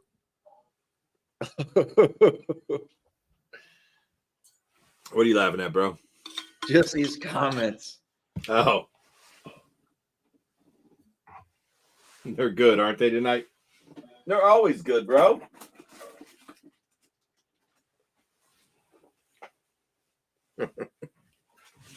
What else, man? And yes, Samadas is correct. Although he'll be 2038, I don't know how he'll be. Yeah, we'll be. That's right. Good point. The big guys, you guys think that the reset's going to be like a massive event? It's going to be extremely localized. By that time, all the seals will be broken. You guys will know that it's coming. Like those who know will be awake at that point. But the problem is, if you survive, 75% of the population will survive the first reset in 2038. But time out. I just got a few questions. In 2046 is when the big one comes. Here's what I want to know. 2040. What 2046. Let's just pretend I'm not alive, but you are. In what was it? 38, 2040? 2040. 2040. Okay, so this is 2024. This next year, 16 years. So you're 45. You'll be 71. Okay. So I'm gone. You're around. What's left of your house at the first reset? Does it hit your area? Do you know this much? No, it's not going to hit this area that dramatic. And you got to listen. A lot of it wait. Well, you say not that dramatic. So what's left in your area? The power grid will be down. There will be no communication. There will be no electronics. There will be no things like that for the most part. But isn't there some areas where there's nothing? There's like dust and you're wearing a loincloth? That's 2046. So in 2046, you're in your loincloth with your family, but you got the gold to go to Egypt. Is that the one? If you choose to, but I think we're going to all be we'll be done with this simulation on the next. I got you. So if I check out, I'm in the next simulation. If you choose to be, yeah. Oh, I could just stay someplace else? Or you mean like I'm hooked up or something somewhere, like to a machine? How do I choose? Yeah. Do I push a button or do I tell somebody where I want to go? Who am I? It's already been predetermined, but I already know where I'm going for my next one. Yeah, I got you. I just don't know it. My avatar here doesn't know it, but my dude up there does. Every night you get reset, bud. Oh, that's why I wake up with a fresh attitude. Is that what you're telling me? Yeah. Your Okay. central nervous system is is the connection between your true self and this fake world that we live in. Your central nervous system actually makes you think that this is real. Very interesting. 10-4. Okay. I got you. Right. So what's Cole going to be doing? I guess he ain't fishing in the elites then. He won't even have a shot. He'll have a few years, I'm sure. Oh, that's right. In 16 years, he'll be how old? 21. Oh yeah. He could already be fished for like 2 or 3 years if he jumps on it when he's 18. Are you gonna push him that way? Are you gonna push him that way knowing what's coming? Are you gonna go, dude, live your life? Yeah, you have to enjoy your life and live in fear. This isn't something to fear. No, time out. Whoa, what are you talking about? All I'm asking you is in this reality that we're experiencing and your love of duck hunting and all those rods you got right there, the big boat you bought and lift truck and all that, all the material things that you think are real but aren't really, are you going to go, Cole, don't worry about school, dude. Doesn't matter if you get F's the whole time.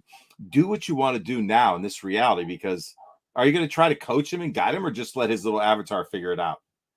Are you going to let him be surprised by it? Oh, sorry, dude. Well, I got something to talk to you about. Here's what's happening tomorrow. Is that what it's going to be like? No, man. Is that what you're telling him? Sit down for this. I'm only asking you, how are you telling your kid what's coming? Oh, he'll know. How's he going to know? You're going to start him on the podcast with that deep voice guy soon? Maybe. I hope not. He's going to run as fast as he can. He'll be moving out when he's 12. He'll be living with JP. Well, I see there's some controversy in the comments, guys. Can't we all just get along? Come on. What's the controversy? I don't know. I'm not calling anyone out. Okay. Oh my gosh. Monday is one day. Me too. Hey man, I don't know what's going on. I haven't looked at a comment in a minute. I just want to know what you're telling them. Hey, Lure Lab's on here. What's up? Anyway, I'm too high for this convo. That's the best thing I've read yet. Tyler, I wish I was.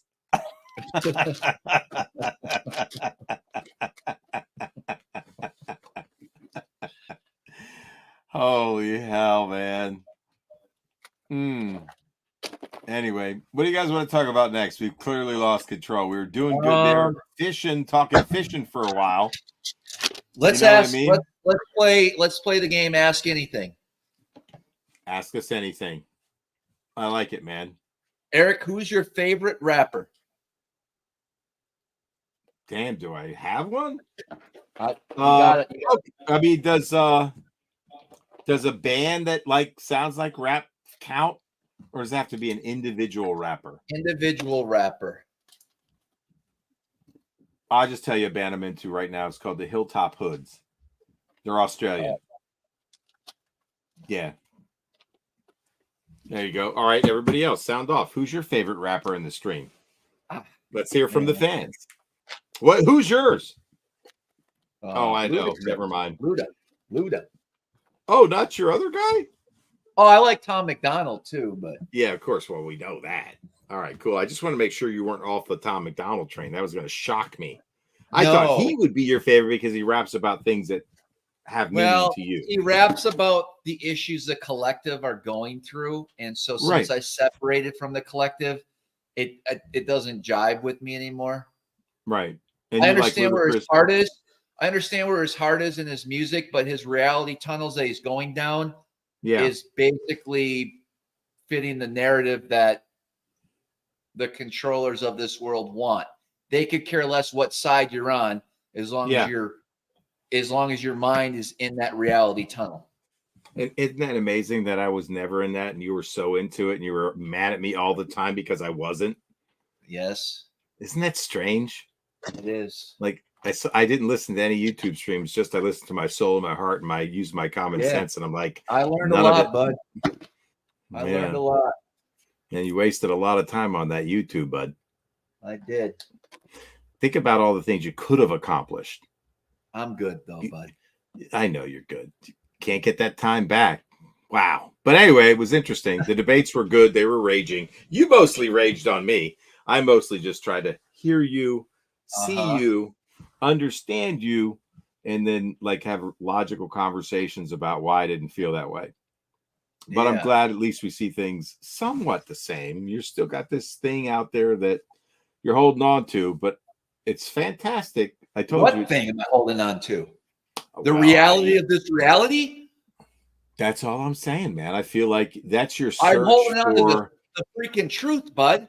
Non-debatable truth. If you opened up and actually oh no, the I got it. That's out there, you I could got not it. deny I it. got You'd it. be like, "Yep, I'm sold. Nope. I get it. I got it. I've listened to that guy. I've listened to you, and I still don't believe it. So you can't just jump into a half video and all of a sudden be like, oh fuck yeah. Wait a minute. There's nobody on the planet that I know that knows more about it than you, and you still can't convince me. And you have spent hours. Close. Dude, you're not you even. would have to listen to the information. You haven't moved me an inch. Like I'm just telling you, from where I was in my center, in my beliefs, and my core values, you haven't moved me a micron. And that's fine. I'm not here to move you, bud. No, I get it, but at least I gave you a shot. You got it, man. I gave you a shot. I mean, we talk about it ad nauseum when we're alone. You make me listen to that guy when we're driving around New York constantly. I listen. The other guy, but the other guy with the deep voice, that's the guy, right? The deep voice guy. The guy that talks like this. I can't imitate him. Oh, he's got that really deep voice, gravelly. Okay, that I'm sorry. I don't care how the message comes across. No, I'm just saying I listen to the words, but that's the guy. I'm only trying. I don't know his name, so I'm trying to identify. Is that the guy you still listen to? Yes. Not the X99 guy or the other guy that was in the shadows, right? There is so many deep state operatives that took over the truther community on YouTube. It's all out of Morocco. It's a set. it's a set. Listen, I don't care. Listen. I can't hear it anymore. No, don't. Government agencies is infiltrated, and don't try. You're sounding crazier by the moment. Okay. Stop it. Trust me. Stop it. Stop it. Stop it. How do you know you're not being sucked in on the other side? You got completely sucked in on the one side. But wait, time out. I'm only asking you a question. I'll tell you why. Okay. Don't get mad. Because I fact check everything. How do you fact check stuff that you can't fact check? Super deep Google searches. I promise you information. when you fact check this, how do you know that's not a plant? How do you know that's not a plant? You realize that here's what it sounds like. Just because I read it on the internet, it's true. Multiple viewpoints. It's not just one source, bud. It's not just one source. But Travis, how do you know that's not plants? You sound like the person that says, because I read it, it must be true. And I don't care if you read it 50 times, it must be true. The search for the truth is really tough these days. I feel for you, man. We all know, Eric. Listen, and then we all don't know, Travis. You can't say anything like that because that doesn't hold weight with me. Most of us resonate right now. I feel. Who's most of us? Okay. Most Eric, of us? You might deny this, but I have to ask you. You listen. I'm not asking you. I'm going to make a statement. I'm going to say the majority of people living today on this, what you call planet. What I call planet, are really starting to think like, where are we? What is this? What is this game that's being played? How is this being played? No, I don't see it that way. I don't see it that way. Never have, never will. I just don't. You do, and I get it because your head is filled with all those messages and the research, and I get your perspective. I see you. You can't see me. But you can't see me. Turn on the local news and be like, what is going on in this world? You can't. Here's the weird part to me. You can't see me, but I see you. I ask you a ton of questions. I ask you a ton of questions. All you spend your time doing is trying to move me to your point of view. You never ask me why I believe what I believe. That's the interesting part. You're just selling me and telling me. It's nonstop. It's like an assault. You get that, right? But yet I ask you questions to try to understand you. Yes. And I hear you, but it doesn't move me. And that's okay. All I'm saying is you got to feel like this reality we're in is a little off. I don't feel that way. I just don't. Crazy. Okay. You I think don't. there's nothing seems off out there? Nothing seems off about humanity, This, about ideologies of nations, and about Forget the people and how world. they're raised. And I can see Forget the the world. conflicts and I Forget see the why they world. form. Right. I see the conflict between us and I see how it formed. You have a set of values and beliefs that you did research on. Right. I've lived a life and Do you I feel believe like I've the narratives that are taught on the history of this world? Do you believe that's accurate and true? You'd have to ask me specifically about what history and the narrative of what piece of the history of the world. Pick any topic and we can dive into it. You pick a topic and ask me about it. It's not for me to pick because I don't question it, right? So specifically what? Specifically what narrative? I don't think of life that way. I don't think of the world that way. Pick a topic. Religion? Is that what you want to talk about? Which part? I mean, Just there's pick so one. many. Yeah, well, pick one that you feel like you know and that you've researched, and that we could talk about it the next time I'm up there. We don't have to necessarily debate it on the stream, but I'll be doing some thinking and about where did I form my value set and how did I form this opinion on it, right? Mm-hmm. I don't necessarily have to spend the time on a fishing stream talking about it, but I'm happy to pick a topic. Fine. Let's move on. All right, but I'm happy for you to pick a topic. You could do it privately and say, hey, I want to understand you. And then I'll tell you what I believe and how I formed my beliefs, my values as it's associated with that. Did I study it in school? Did I read an article? Did I do a Google search? Did I spend 20 hours on it? Just so I know, in your heart, are you 100% certain that somebody in the past went to what you guys call the moon? Yes or no? I'm asking. Yes or no? Yes. You really believe we did? Travis, 100%, no doubt. Travis, I've told you this before. But you know what's really zero. But you know what? But you know what's really fantastic to think about, and it's really fantastic, which would draw you in, which could suck you in, to say that they didn't. It's so much more fantastic to believe that somebody created that illusion to trick you, to fool you. Okay. It's a money-making speech, right? Because if you believed it was, you wouldn't be watching a stream that it didn't happen. And how did they set it up? And the cameras and lights, it was a studio. That's fantastic, right? So you're going to get automatically drawn like a moth to a flame of that narrative. When you look as much documents, when you do the research, when you do a deep dive, I'm not doing it. It's a waste of my time because let's say you want someone else. You want an entity like NASA to give you all the information that what this is simulated in the sky. You're going to allow them to feed you all that information, accept it as a truth blindly. That's what you're telling me by the way you're talking right now. No, not telling you that because they're the only agency that's feeding you that information currently. Even if they didn't, I don't care. Even if they didn't, it wouldn't change my life. Even if they didn't, what am I going to do about it? And I said that to you 3 years ago when you were part of the collective. What action would I take tonight if you proved to me? And I said, oh my God, Travis, you're right. Then that would open up to be like, okay, if they're lying, what would I do? What is the moon? Why can't we go there?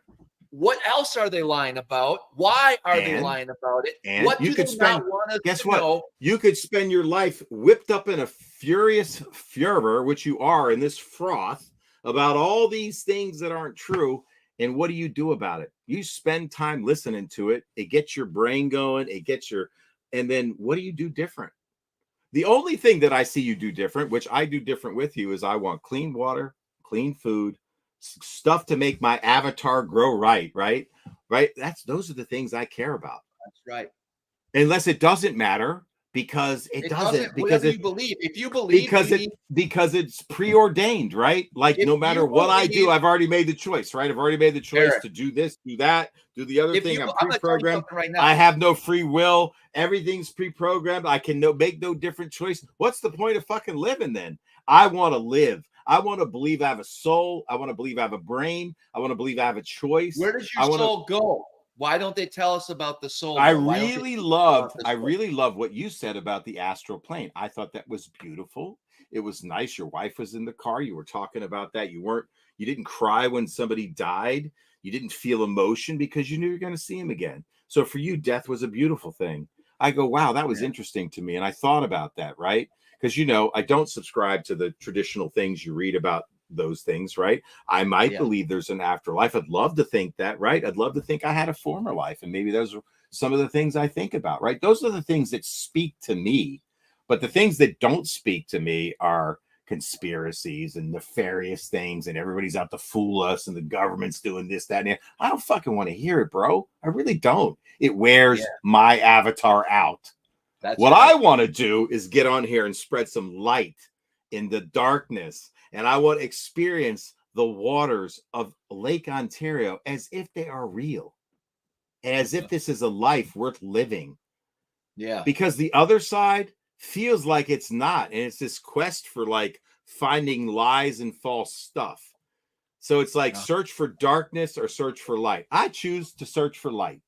There you go. You can choose to search for the darkness, and the answer is on the other side. And guess what? You may be right. And at the end of the day, when that stuff happens and to whatever date you've verified, if it comes to be true, I'll accept the fact and go, fuck. But you know what? I'll look back and I'll go, I don't think you'll be fucked. You'll be fine. I love the way I lived. I love the way I live. I want to be a better man. I want to be a better father, a better businessman. I want to be a better streamer. I want to collab more. I know exactly what I want to do and how I want to let out the rest of my day. Well, then I think you passed the test, bud. You're ready to go. I don't. Yeah, you know what? If tomorrow I fucking walk off a curb and a bus hits me, I'll know what happens then, right? And maybe my avatar's already chosen that for me. And so, guess what, man? I've lived it well because I did what I wanted to do tonight. I collabed on a bait with Jamie from Samanis, right? I'm tying some new jigs up. I'm talking to Jimmy big time in his crab lab, laughing my ass off, spreading joy. I gotta ask you one more thing because Andy brought up a good point. Do you know anything about BlackRock, State Street, or Vanguard? Yes or no? Yes or no?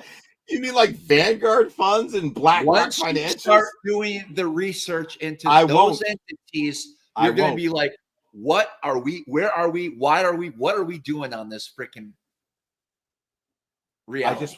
I won't do it.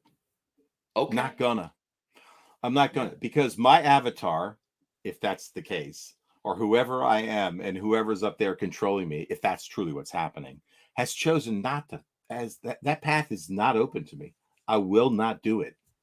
I won't spend an ounce of my day or energy searching for darkness. And I know it exists. That's why it's perfect. Eric, but you're not part of the collective. But I know it exists. I know there's evil in the world. There's evil that just like me. You just don't know it. Yeah, you are just like maybe I'm the other side of the coin. Yes, about the collective. I don't. If what you're saying is true, you just described that you give 0 Fs about the collective and their reality tunnel. You don't subscribe to none of that. Nope. That's perfect. Nope. I might find it interesting to write an article that is a narrative published by somebody trying to trick me, but I just read it, absorb the information, and let my soul and my gut guide me. Yeah.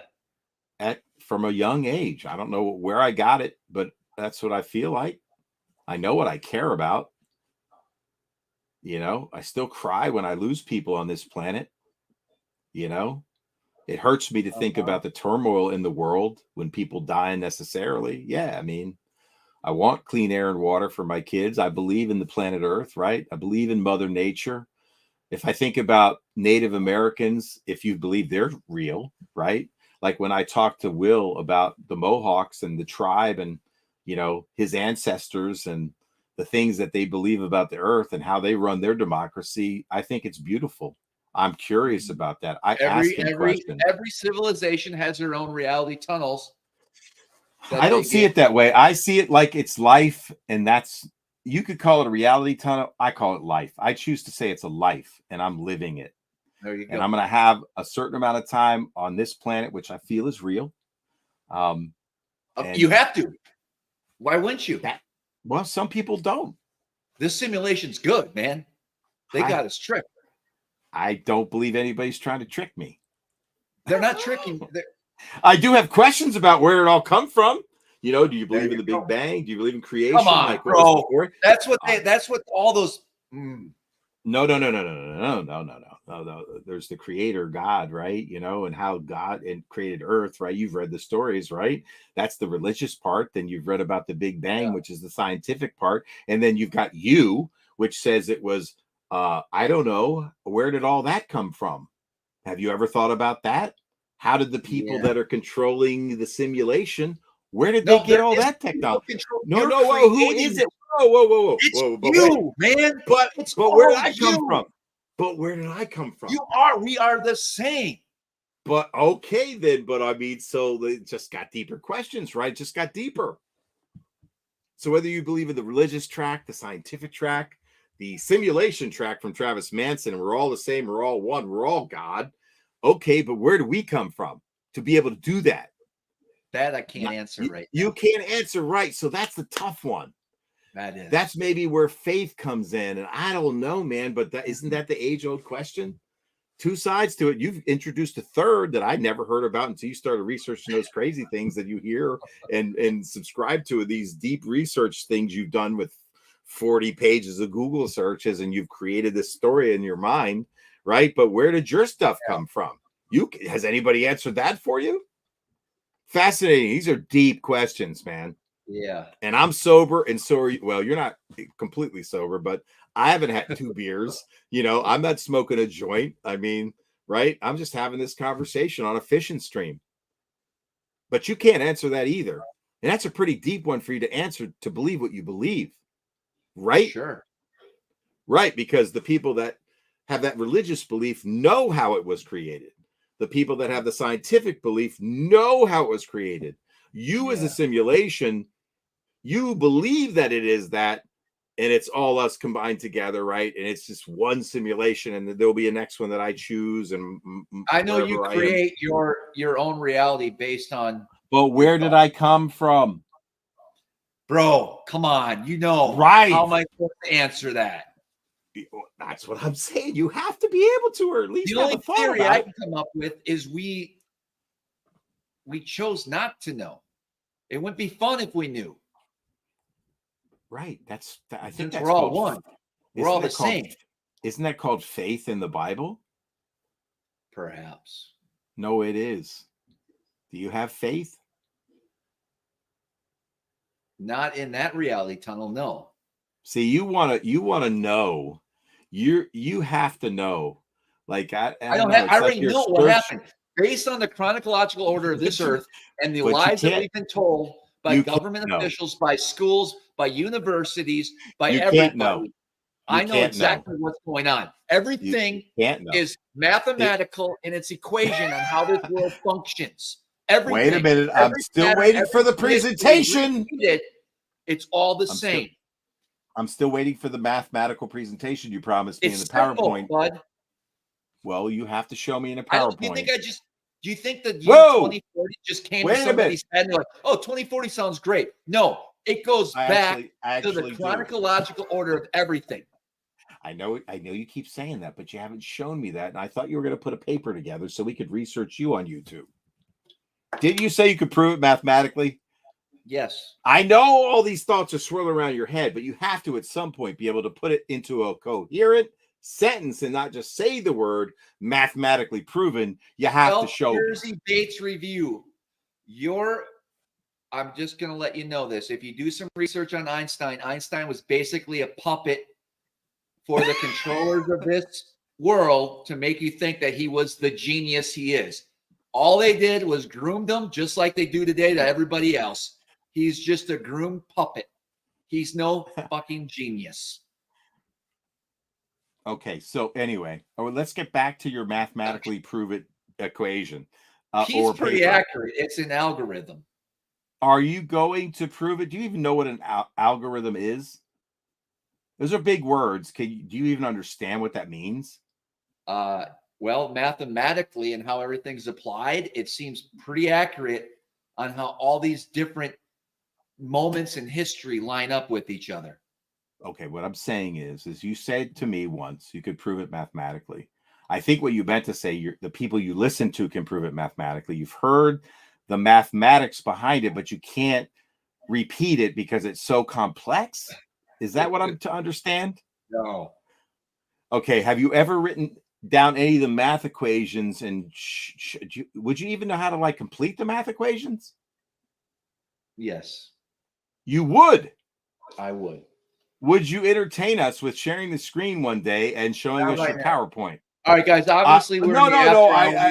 I know it's not right now, but I mean, will you do it one day? I can't drink math. I used to drink White Claw. I can't do math. I used to drink White Claw. You said you can't drink math. You used to do White Claw. So you can't do it, but you feel it, and you feel like you do it, but you can't show it.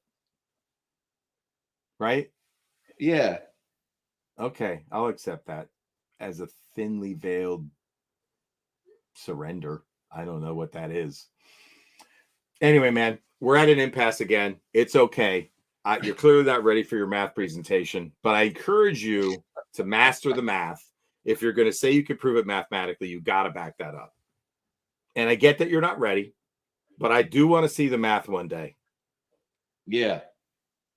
And I hope you bring it to a university with a math professor that understands algorithms and can check your math. And, because, right? I mean, you feel like, I think you've told me, right, that the mathematics can prove future events, correct? Right? Yep. You told me about one earlier, and you don't have to repeat it. I'm not repeating it. I know. Good. I'm glad you're not. But you told me about one earlier, and I'll remember it. Yeah. And then you can point to it. But I'll have an explanation, so you got to be ready to back it up. Oh, my God. I'm just saying. Right? That's where my common sense comes in. That's where common sense takes over for me. This show is not. We are. We could potentially. I don't know how we got here.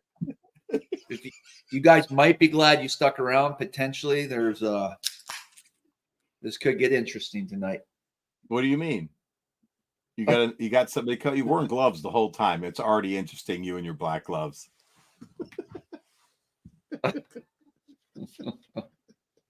Hold on, I got a text from BTC. What bait I'm is getting that? some text too. Oh, I gotta look at the bait. Oh my God. All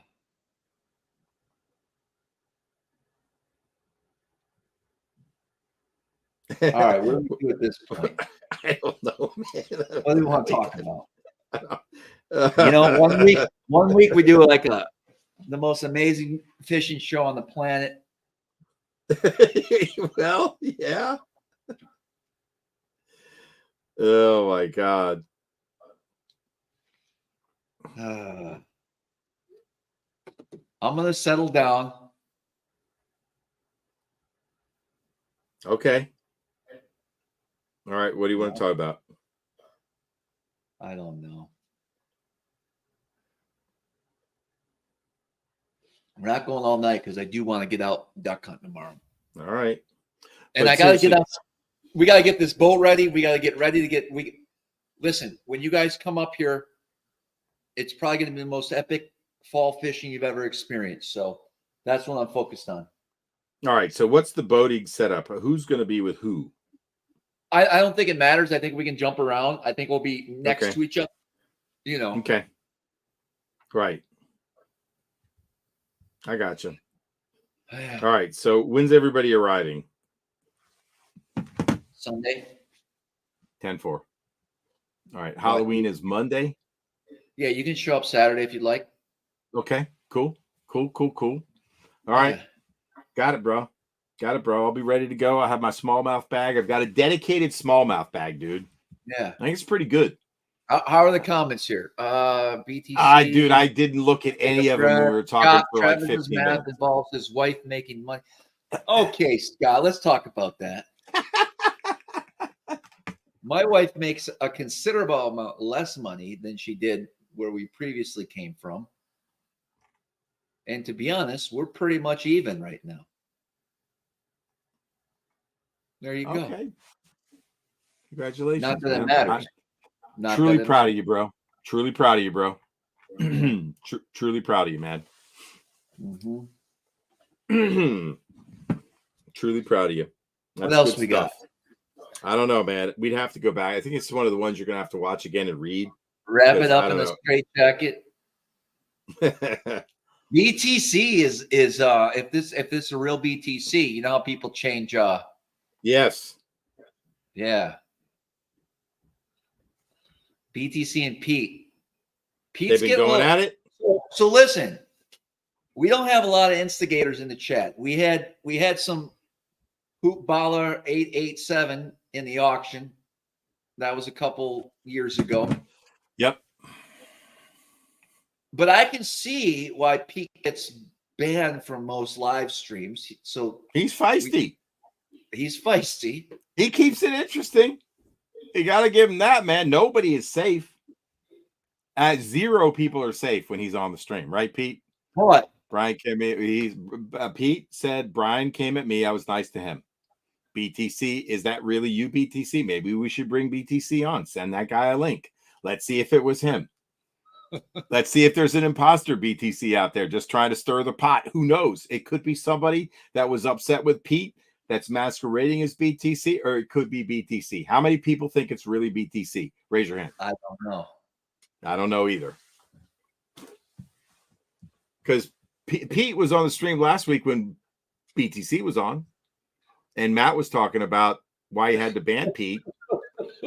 Right? I think it's funny. Now, if I didn't care, I'd have zero tolerance for this, and we should ban both of these characters tonight.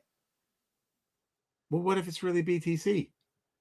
We should still ban it. They're both acting like idiots. I think you should bring Brian on just to see if it's really him. I'm the moderator here. Okay. You are, man. That's this true. Is my show. You're going to bring negativity in the comments. You're going to start to piss me off a little bit. Wait a minute. I thought this was our show. Yes, you're the co-host. Okay. Do these negative comments, are they bothering you, Eric? I haven't seen them because I've been talking to you looking at the camera. Like, I have not been reading what they've been doing. Have you guys been on each other? Brian and Pete? All right, where is everybody? Let's see. Where is it? Okay, let's see. Travis is guilty of something because the gloves fit.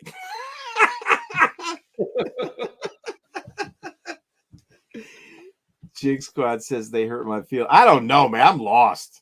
I see some rando comments. Let's say Blanca doesn't approve of this, or maybe feelings. Bring both of them on. Lure Labs just laughing. BTC is both characters. Okay. Oh wow, that would be fantastic. God what dang, if Brian? What if Brian really? What? No way. Okay. I don't know where this is going to lead from this point on. I would love to know who the real Pete Jablowski is. I asked that question last week. Is Pete really a real guy?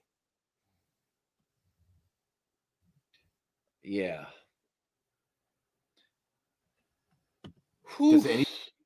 Does anybody know if Pete Jablowski is a real person? No, that's his screen name. Oh. Pete, Yeah. Are you a real person?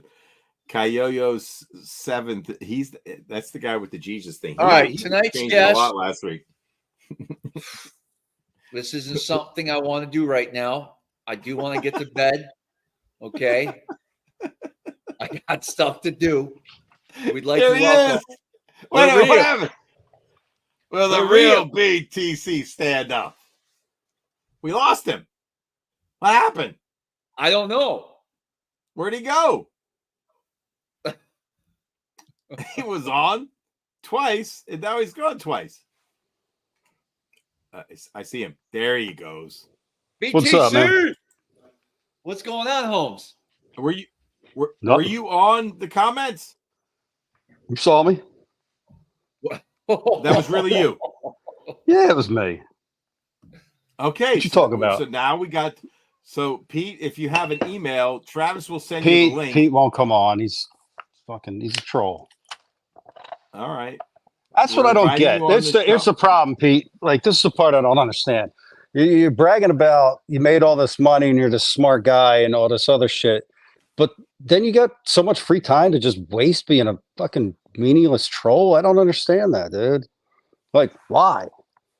You know what I mean? Like, oh, it's cool. I made a bunch of money and I retired early. All right, somebody I might want to listen to. And then just, I don't know, making up shit about people, harassing Pangrak. It's just childish, man. And I have no patience for people like that. I don't want to see their words. I don't want to fucking know anything about them. It's just childish. It's pussy shit. That's all. All right. Fair enough. Okay. Well, I'm just being straight and to the point about it. You know what I mean? And no, I'm not drinking. The guys on here saying I'm an alcoholic and a drug addict. Like, come on, man. Grow the fuck up, dude. Right. So we still go fishing, or what are we doing? Yes. Absolutely. Pete, if you want to send in your email, Travis will send you a link. No. Come on, I'm Eric. just saying, if he's a real guy, Have him on. Have him on. He can speak his piece. He can say why he does and how he comments. Absolutely. Because I think it'd be a great idea. That's right. So, Pete, are you into it? Do you want to talk? No, we're not doing that right now.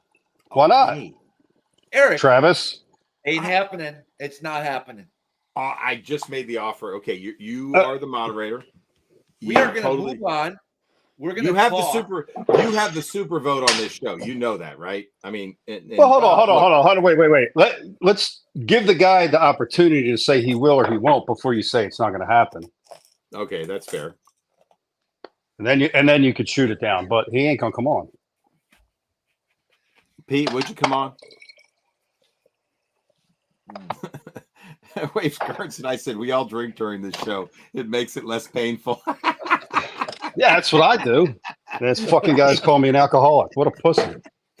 Fucking jerk off. So, dude, when's the trip start? All right. Sunday, Monday, Tuesday, something like that. Yeah, how about like Saturday, Sunday, Monday? Sure. For the working folks? No? Yeah, true. Travis? We talked about this. I think it makes sense. Let me do some math here. More math.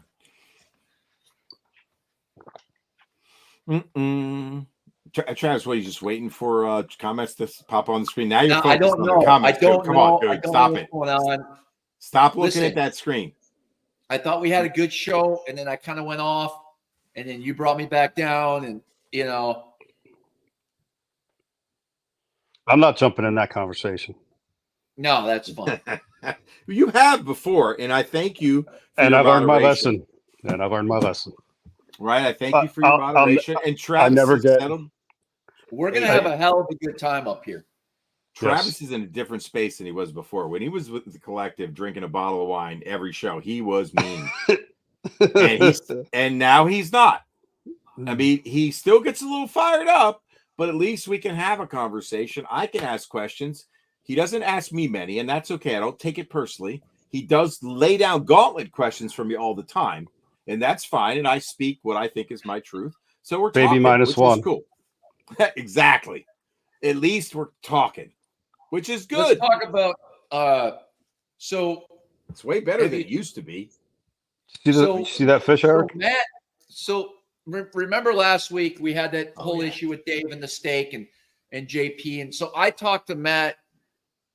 Or no, did I talk to you and you text him and asked him if he got it, or was that Matt? No, that all came from Matt. Okay, so Matt texted Dave, and Matt said the conversation wasn't as favorable as we thought it would be after doing that gesture. I think they talked. They did, because Yeah. I hung up on Matt, and Matt said, I'm going to call Dave and give you the report. Yeah, they Matt called me back and said he spoke with Dave, and it, like I said, it wasn't as favorable as we thought it would be by offering a piece, piece of meat. Steak is kind of a peace offering. That's right. A meat offering. The steak mistake. It was a mistake. It was slightly a mistake. JP's great steak mistake. It's a 2x steak mistake. Yeah. Damn. Yeah, that's a rivalry that is going to exist for a while, I think. Oh boy. Okay. It's deeper than the steak thing, maybe. I get Dave's perspective. So I could see how this comes about. JP is a big guy, right? 6'8", right? Throws it in everybody's face. I'm 6'8", and he's a big personality. Yeah. And if you don't know him like you guys know him, it might be off-putting to a little more reserved, refined gentleman like Dave. And and plus Dave is not 6'8", not 5'8", and so then there's that aspect too. And then to get left hanging for steak, for ice cream one night, steak another. Oh, there was an ice cream incident. Yeah. So I'd be like, yeah, fuck that guy. You know what I mean? Oh boy, the story gets deeper. Travis, I only thought it was steak, but now we hear it's ice cream as well. Not good. So I could see how it would happen. It was a real bad first impression. I get it. What else we got? Yes, that was what we wanted to know. For a 4 to 5 to 6 hour window, BTC, when you come up here, would you be interested in perhaps catching a steelhead or a salmon if we could get you on some fish? Would you partake in that? Absolutely, dude. I'm a fisherman. Not a bass fisherman, a fisherman. Yeah. Fishing first, dude. About. Yeah, I'm That's into what it. I'm talking about. Dude, bass are cool, but they don't get that big. They don't taste good. You know what I mean? It's like, how many more 3-pounders we're going to skip across the surface? It's like, It's like, I'm down to catch something else. It's nice to mix it up. Yep. Definitely still got my obsession with nail polish. Oh boy, look at that color, man! Look at that color. You guys can't appreciate the pearlescence in that. I'm gonna do something good with that one. What is it? It's called. How was your work week, BTC? Well, it's Monday. Oh yeah. So it's. I think you meant last week. How was your work week last week? Good. Last week was good. Today was a little bit of a rough start, but a lot of shit going on. Typical Monday. 10-4. On 3 different jobs and 10-4. All this other shit. I'm getting carpal tunnel surgery on Thursday. Oh wow. So yeah. Which hand? The left. I had the right done last year. Did it pretty help? good, right? Oh yeah. Yeah. This one's how long's the recovery? I'll be at work the next day. It's unbelievable. Wow. They say like a couple weeks, but yeah, what are you supposed to do? A couple weeks. Oh geez. And you're going to work the next day. Well, you crazy kid. Did it hurt? What happens? They put you under? Yeah, I think they gas you. Wow. So it's not like way under. Twilight. Yeah. Yeah. It's quick. Pretty quick. Nice. Yeah. I got my cortisone shot for my trigger finger, that finger, on my left hand. It was locking up. It worked. It took 2 weeks for it to finally heal. But hopefully that's the last of it, man, because that was not fun. Ooh, I got something. I'm head out to the garage, so I might dip out for a second. I got you. Okay. You're cool. It's all good. Oh, it's nice to have BTC show up. Hell yeah, man. Buddy, can you guys hear that?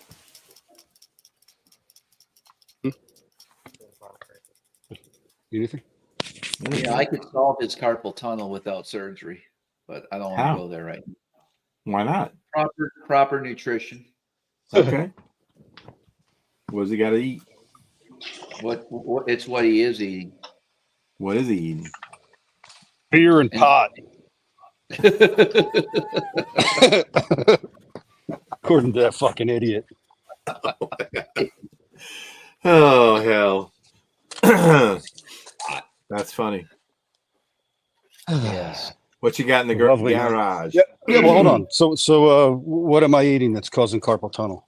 No, I'm joking, bud. I'm not getting there. I'm Oh. not doing that. We're not going there. I was just Dr. talking Manson. shit. That's I was talking shit. Come on. At least you're doing it with your face in front of the screen. And Like a man. Like a real man. I'm going to tell you one thing right now. What's that? If I had a doctor affiliated before my last name, I would be the last person you should take advice from about that. Okay. I already know that. Okay, good. I just wanted to hear what you were going to say. Very true. Very true. Oh, I believe that's what that was in that bass's my mouth. Where was that Where was that bass caught? Knock. No way. Yeah. Holy, how much did it weigh? It was only 4.5, but that was like a 17-inch fish. That was a fat fish. So it's getting good up there right now? No, it's terrible. Oh, gosh. It was the only fish we weighed in. When did you catch him? Yesterday. You caught him? Yeah. Well, I Good think job. I sent pictures of other people's fish. I didn't know.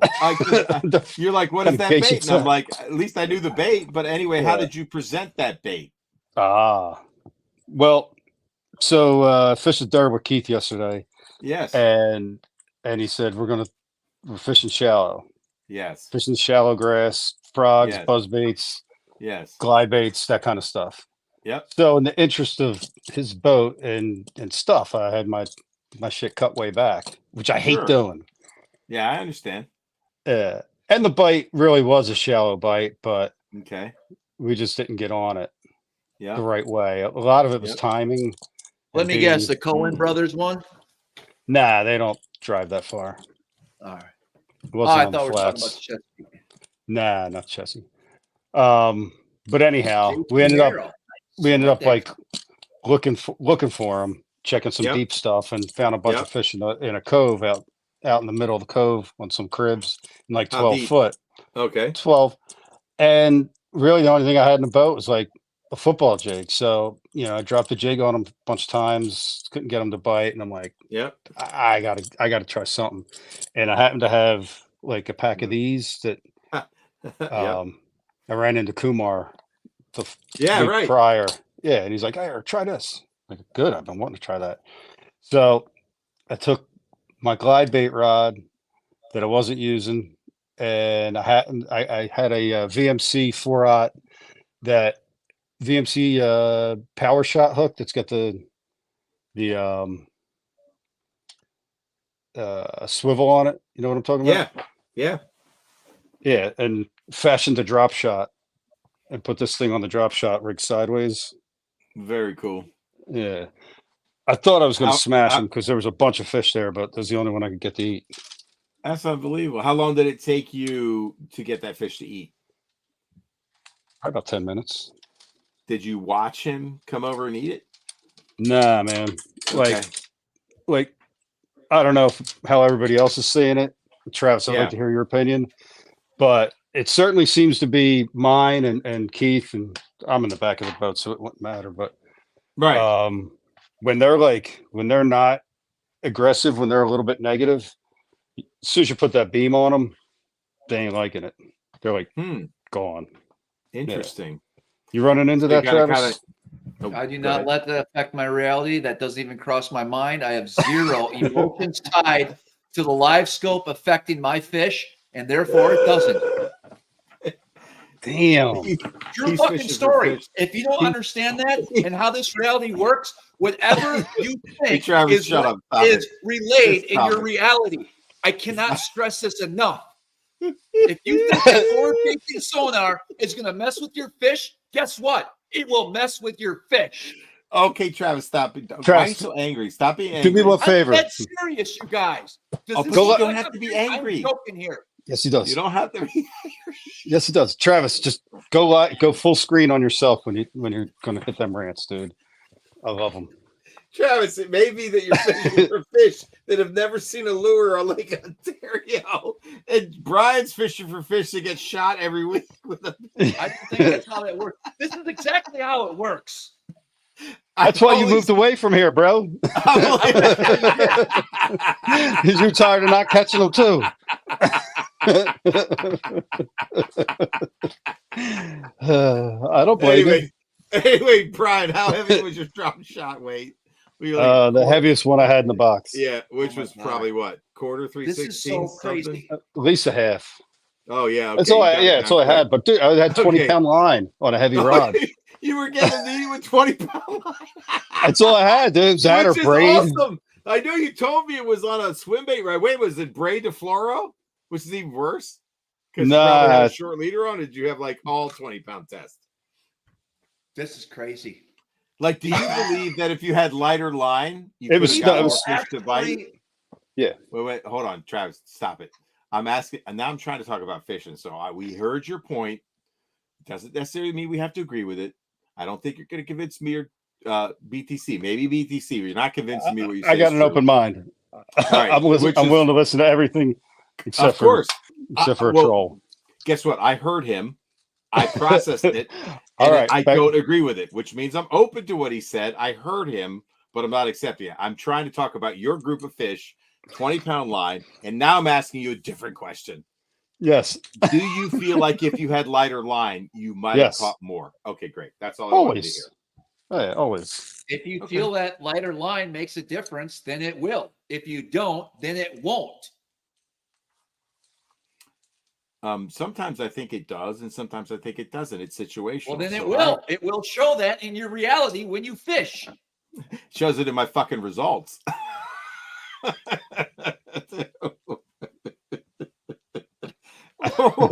Then why do you carry 3-pound tests? Shut up, man. Why do you have 4 spools? Just use one and believe it'll work. And my emotions are not quite intact all the time. Like listen. Okay, you still fall out to be with the collective. I got you. I sometimes fall back in the collective thought process. Yes, because the central nervous system is doing this to me every night when I go to sleep. It resets me. It's called your brain, bro. Anyway, okay, whatever. You're self-conscious. You're road less traveled, right? You're subconscious. We know how to operate efficiently in this reality, but the reality still tricks us. I think I know how. I think what you're trying to say is we know how to live, but our brain tells us something different sometimes in our emotions and all these forces around us, like what we read on YouTube and what we research on YouTube is what you're trying to say. Like if you read 40 research papers, it would influence you to think something. Is that what you mean? It's all about emotions. You have emotions? Anyways, guys. All right. All right, man. Don't be so dang hard. Me and my fish. I love the way Travis says fish, especially when he's angry. It's like fish. He does say it pretty good. I gotta give him that. You're my fish. My fish. He does own it. They are his fish. It's fish. They are. That's good, man. Well, thank you for that little lure show and tell. Yeah, has anybody else thrown that thing yet? Guys, the 6 cents panorama schmear. It's like a bagel schmear. It's a shad schmear. Panorama. That's amazing. Look at that, man. Big gaff I've been hook. carrying these stupid hooks around forever. And you got to use it and it worked. That's pretty good, man. And you caught the only fish. All right, so here's a question for you. When the fish bit the drop shot, was it a tick or pressure bite? Smashed it. Wow, yanked on it. What's this small? I tried to go on. So I went on the 6 Cents website to buy those, and then it said it was sold out. And then I could put my email in, and they would notify me when it was back in stock. But instead, every day I got 2 emails about 6 Cents products, and I got pissed off and deleted it. So now I'll never know if they're in stock or not. The only email I want is when it says, "Hey, these are on our website today. You can buy them now." I don't need to hear all your other propaganda, 6 Cents. So now I'm pissed off about that. I would like to get the smaller version, but I don't want to be blasted by emails constantly. I concur. Thank you. Just when you sign up next time, believe that you're only going to get the one you want. It doesn't work in your heart. In your heart. But we all know that's not true. So any negative thought, it's not going to work. It has to be 100% confidence and belief in what your emotions are showing you. I'm down with that. I believe that's the only way this works. I believe in positive energy, man. I believe in belief, man. I do. I believe. If we can get to that level, you guys, we can create the reality we want without any interference. But not everybody. Maybe not Pete, but everybody else. Clearly not. But not every. I think there's a lot of people that want to get to that level. You know what I mean? I think everything is a balance, and for half the people to get there, half of them don't. You know, both teams don't win the Super Bowl. No, but through isolation. In order for them to win, somebody's got to lose. You know what I mean?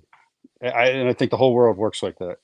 Like I told you before, last November when we were down in Venice, Louisiana, and I'm fighting this 40, I think it was a 45-inch redfish, bull red.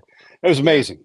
And the thing's just freaking ripping. And I'm like just living in the moment as it's peel and drag and the rod's thumping. And I'm just kind of like looking around and appreciating where I'm at, just trying to absorb all the energy of the moment and yes, just take it all in.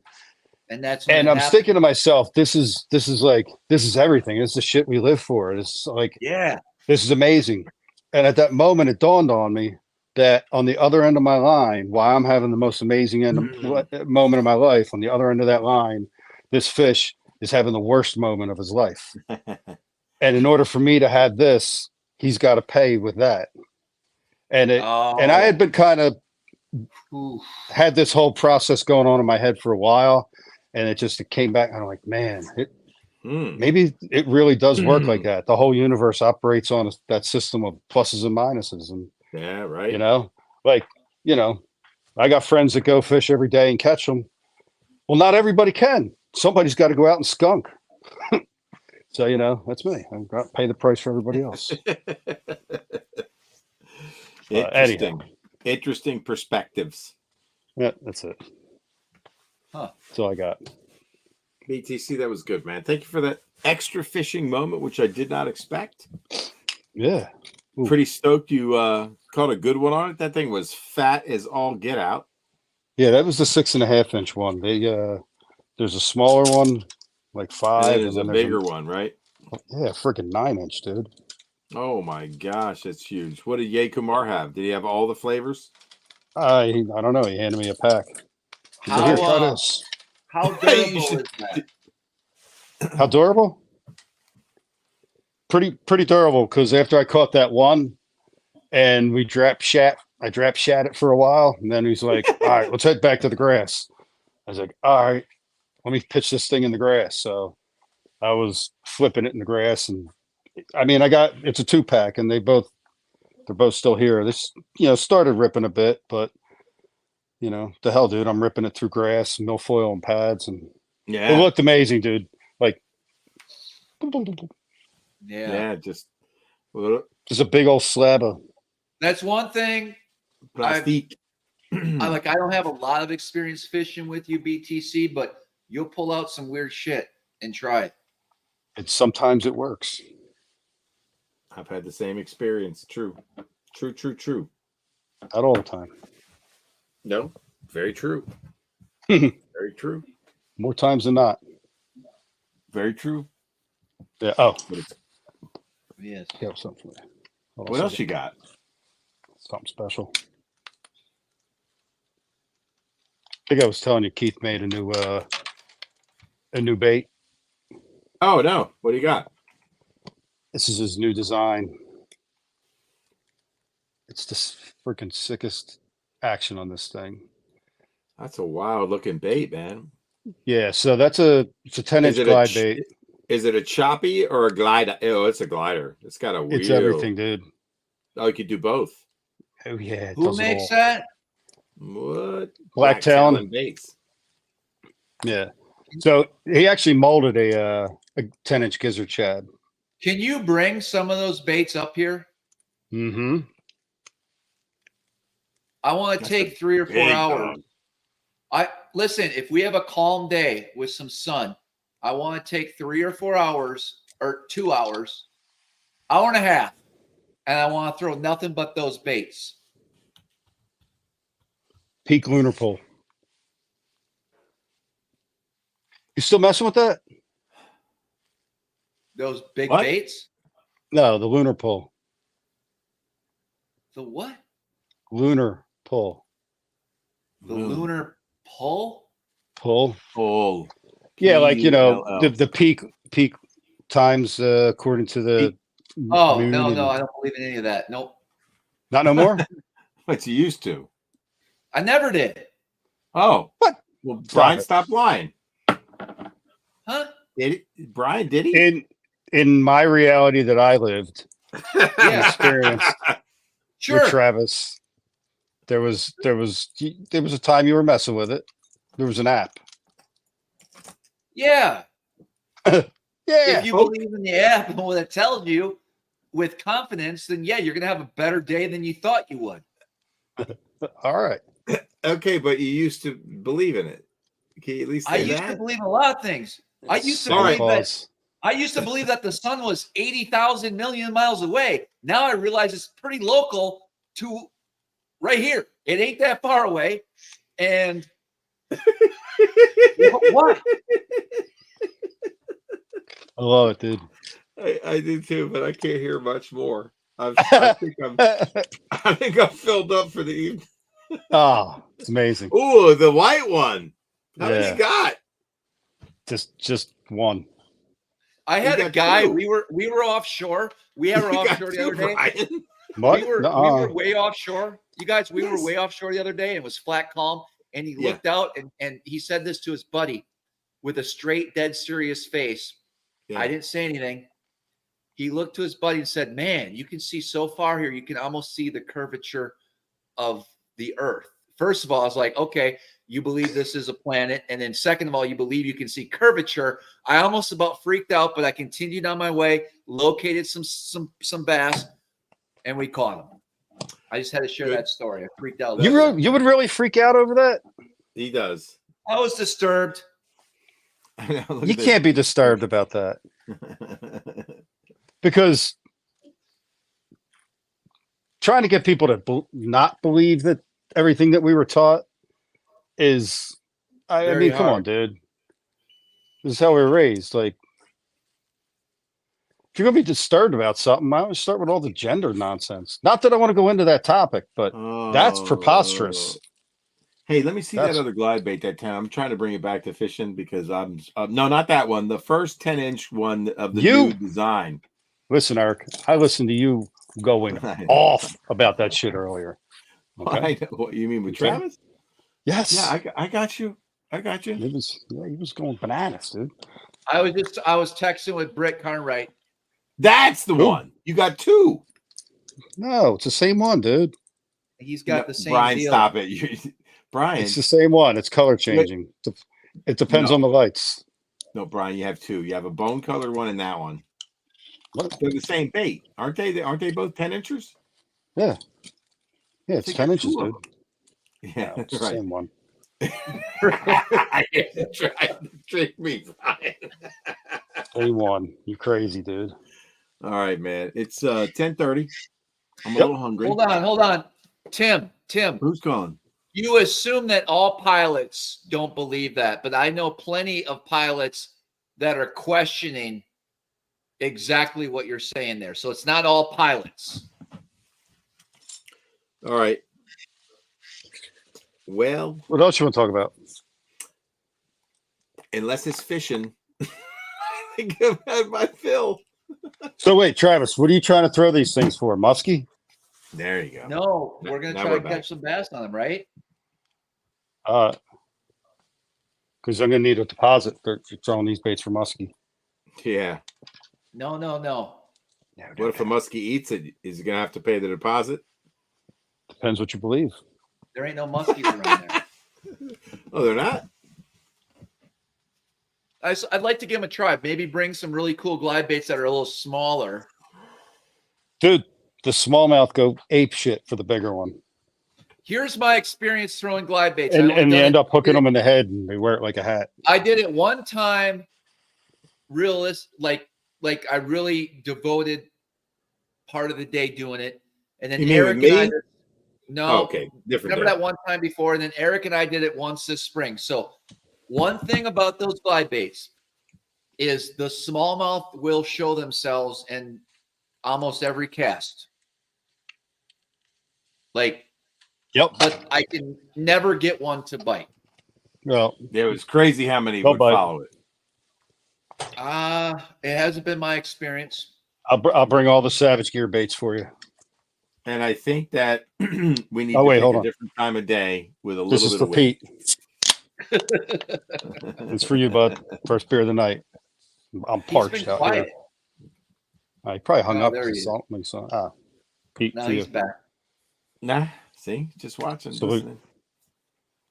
Cheers. We'll do it, Travis. We'll do it. MJ goes, you got to become a real glide bait guy and talk about how many followers you got, not how many bites you got. True. It's true.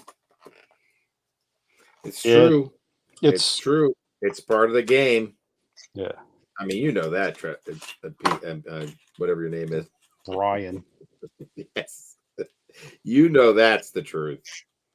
Yeah, it's something to do, man.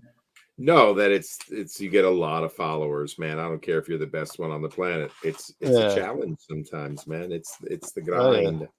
And some days they want to eat it, and you get a lot of bites. I mean, I asked, good God, I interviewed the hell out of freaking Austin, who's probably spent more time with the glide than most people I know. Keith, for sure.